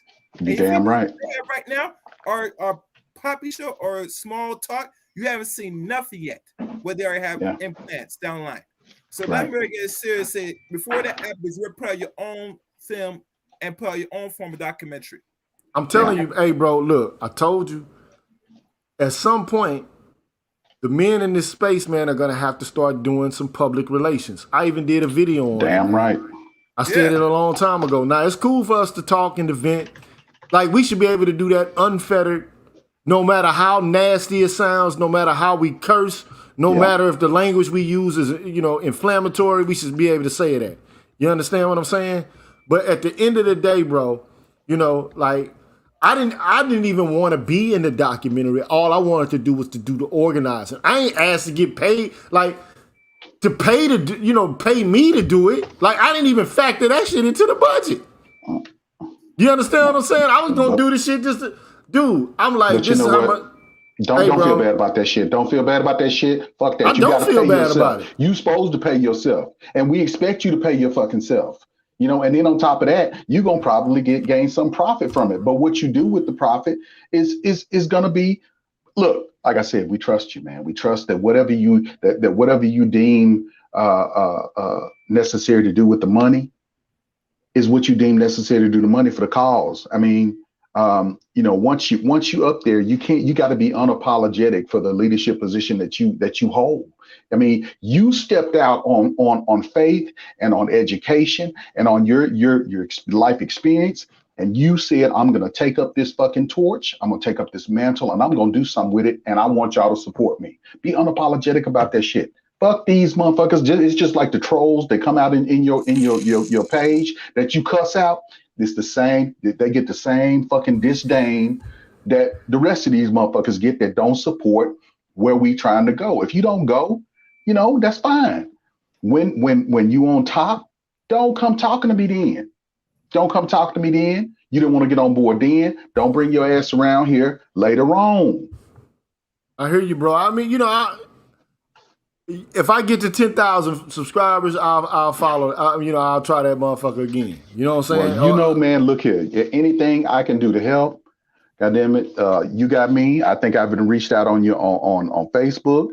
You got my, you know what my channel is. If you're trying to get in touch with me, you can get in touch with any of the guys. Tell them you trying to get in touch with me. You can get in touch with me. You can have my damn phone number if you need it. But look, I work and I do my YouTube thing on the side, but I'm not doing it trying to get paid. I'm trying to educate people and to address some of these issues that we have, because unfortunately and I'm gonna tell you, you were instrumental in that. I cannot thank you enough. Some of the things that you've covered, you give me reading lists, and I'm an old motherfucker. So, there were things that I had come across in my youth that I didn't appreciate, but I appreciate now because you guys are pointing us in directions where those of us who have the temperament and the rationality to be able to look through these things and see that we got to do something. We got to work with those. I thank you for the accolades. You know what I'm saying? I'm willing to put in some work. You know what I'm saying? I don't have no problem putting in no work. You know what I mean? Yeah, that brother that you had on. But all it is, man, we you know, Negroes think the worst of each other, man. You know what I'm saying? It just is what it is. We think the worst of each other. It just is what it is, man. Like, you know, we think we on some old ulterior motive bullshit. Right. You know what I'm saying? Like, I mean, if all I wanted to do is, like, you know, have men who are competent and articulate, you know, plead our case and you know, basically put the, you know, put the case out there in the public sphere. And, you know, like, but you know what? Man, the society loves to make whipping boys out of us. It just is what it is, bro. And by the way, thank you, Bim Rock. But, bruh, like, if you see that link there, man, the rawness, that's a free PDF of that book, bro. I don't know what you're looking at where it say it's $400, dog. I just, you know. Maybe about the woman? The Anatomy of Female Power, bro. Like, he asked me where can he get the book. It's actual PDF. Yeah, they could download that. That's a good PDF. Yeah, I mean, all it would take is like a couple of searches, you know what I'm saying? And like, free PDF, and the motherfucker just pops up. Like, but there it is in the chat, though. It's in the chat, though. But like, but I mean, but at the end of the day, man, like I said, man, you know, I'm gonna keep trying. I even started like a music channel. Like, look, let me say this. I'm on it. Only 100 motherfuckers went to subscribe to the shit. This is what, look, I do this shit out of duty. You understand what I'm saying? Like, this is something I'm doing out of duty. I do this out of duty. I feel like it's a duty for me to speak in behalf of black men because of justice-related issues. And I might be wrong about some things. I might be right about a lot, or whatever the case may be, but I feel it's my duty to work in behalf of justice. But the music shit is something I love to do, bruh. You know what I'm saying? Like, I love that. It's the way I find peace and solace. This shit right here, you know, like, this shit right here makes me angry. You understand? Because I know this fucked up, man, how we being discussed and how we being maligned out here. You know, like how we're being defamed out here. Yeah. That kind of shit right there gets my goat. But like music, I'm giving, dude, man, it took me over a month and a half. Like, some of that shit is loops and shit like that, man. It took me a long time to mix. You know what I'm saying? To get that shit. And I ain't got a lot of equipment, bro. All my equipment was basically stolen by a woman. Either destroyed. I had like over $25,000, $30,000 worth of studio equipment. She was able to abscond with that shit. You know what I'm saying? So, like, this is a labor of love. Like, bitch, you can't tell me I can't do music. Yeah. Anywhere you put me on God's green earth, you give me a fucking string, I'm gonna find a way to make a tune with that motherfucker. You feel me? So anyway, man, y'all need to go subscribe to that channel, man. I need to have that motherfucker monetized and to be kicked up on the algorithm. I ain't asking for nobody for no bread. All I'm asking you is to go to the motherfucking channel, subscribe to the shit, bro. I'm already on now. Call Afro Be Live, man. And look, I'm not doing hip hop music on that motherfucker primarily. Some of it'll be there, but I'm doing like cultural music, man. Right now, to me, hip hop is dead, man. I'm gonna tell you why. Yeah. The major producers of that shit right now, man, look on YouTube on how to make beats and shit like that. It's all Caucasians, man. Yep. And not only that, man, you got a white woman out here, bruh, called Lo-Fi Girl. No disrespect to her hustle or whatever, but man, any given day, man, this woman streaming music, man, lo-fi hip hop, and that's how you know the game is over, bro. Like, I used to produce music, man, and made motherfucking $500 a beat. Not dudes selling beats for like $50 a pop, bro. So shit, you know. some of them, they doing packages. I bought a package from a guy and it was like $20. Yeah, man, that shit crazy. You must find the beats. Yeah, that's why it's so low. Yeah. Because it's oversaturated. But I'm giving you the shit for free. I ain't asking for shit. All I want to do is just get the channel going. It's elevator music, yeah, but I mean, it ain't no words to it. You know what? Look, once you get it going, GG, and you get enough of them, you loop that shit. You put the titles down on the bottom. You put some looping video behind it, and let that shit run for 24 hours. My shit already, it's already 24 hours. It's already going. Yeah, that shit 24/7, dog. Okay, all right, well, I got it then. And listen to this shit, man. I got you. Yeah, listen to that shit, man. I mean, and I'm gonna go ahead and push it on my deal too. I'm gonna share it on my page. For sure, dog. Well, anyway, man, look. I know you're hungry, man. Yeah, I'm hungry, bro. Yeah, I'm hungry, man. All right, bro. I'm getting angry as a motherfucker too. I'm starting to get Man, pissed off, man. keep up the good work, man. Please, please do. And I love that last show with the brother from Black Lives Matter. All of that was true facts. I remember it as it was going on, and I'm glad you told that story, man. For sure, man. You know, we're going to keep telling the story. You know what I'm saying? I'm out, man. Love you, Donald man. Watts, I think Chaos Rain just put the link to it up there, I believe. Yeah, so. if anybody wants the link's there now. Grab it out while the stream is still running because it's about to end right now. So as it ends, just hit the subscribe of that beats. Yeah, subscribe to it, man. Ain't nothing but something to vibe off of. Like, you know what I'm saying? Ain't nothing. Like. You gotta hit like because you want in the algorithm, you have to hit like. If you get Hey, to you go ahead. Yeah, if you subscribe to Lo-Fi Girl and you ain't subscribed to a Manosphere Man channel, man, come on, bro. Nah, we got you, Come man. on, Matter man. of fact, put your link and I in there. guarantee you half of you down. motherfuckers got that Lo-Fi shit on your shit, bro. You know what I'm saying? Come on, man. I'm sitting here, man. Today I just got a new computer, man, and I'm gonna take the computer, man, and because the one I had, man, it only got like 8 gigabytes of RAM. So now I got one with. That's no good. That's no good. You can't do it. Yeah, you need 16 or more gigs RAM. Yeah, so I got a an M1 chip with the 16 gigs. I hope somebody donate a gaming laptop too, because that would be a great start for you, man. Nowhere shit, bro. You know, I got the laptop now, so it shouldn't be no problems. You know what I'm saying? But you know, this shit is technical. You know what I'm saying? So it takes time and effort and energy. But I'm gonna do it regardless. It ain't, you know, it's a. But I'm like, God damn. Put it in the comments. If you got a white woman, man, motherfuckers willing to watch her shit 24/7, man. Every time you look at her shit, she got 30,000 motherfuckers watching her shit. I can't get five brothers. You, most of those nearly less than half of them are black people. I'll tell you that much. Yeah. Man, we don't support each other, bro. That's just it. Just is what it is. So at the end, and it's all cultural music. It's reggae, R&B, boom, boom, boom. So you know, I got some. Thank you, Bimrock. You know, so you know, it is what it is, man. But anyway, man, peace and hair grease to y'all, man. You know, I'm getting tired, man. Like I said, I'm hungry as a mug. So I'm about to go ahead and grub up something, man. I really don't feel like cooking shit, so I'm about to throw some microwave shit together. So it is what it is. But y'all be peaceful, man. I got love for y'all, man, and you know, they ain't gonna shut us down, man. Like, I mean, they gonna shadow ban us or whatever, but they not gonna stop us from speaking and thinking the way we think. So eventually they gonna have to contend with our thought. So anyway, man, peace to y'all, man. I'll holler at y'all tomorrow, man. I will be on tomorrow. Usually, I got some lapses in when I come on, but I'll be on tomorrow. So, peace and hair grease to y'all, man. See you on the next one, man. Peace. Yeah.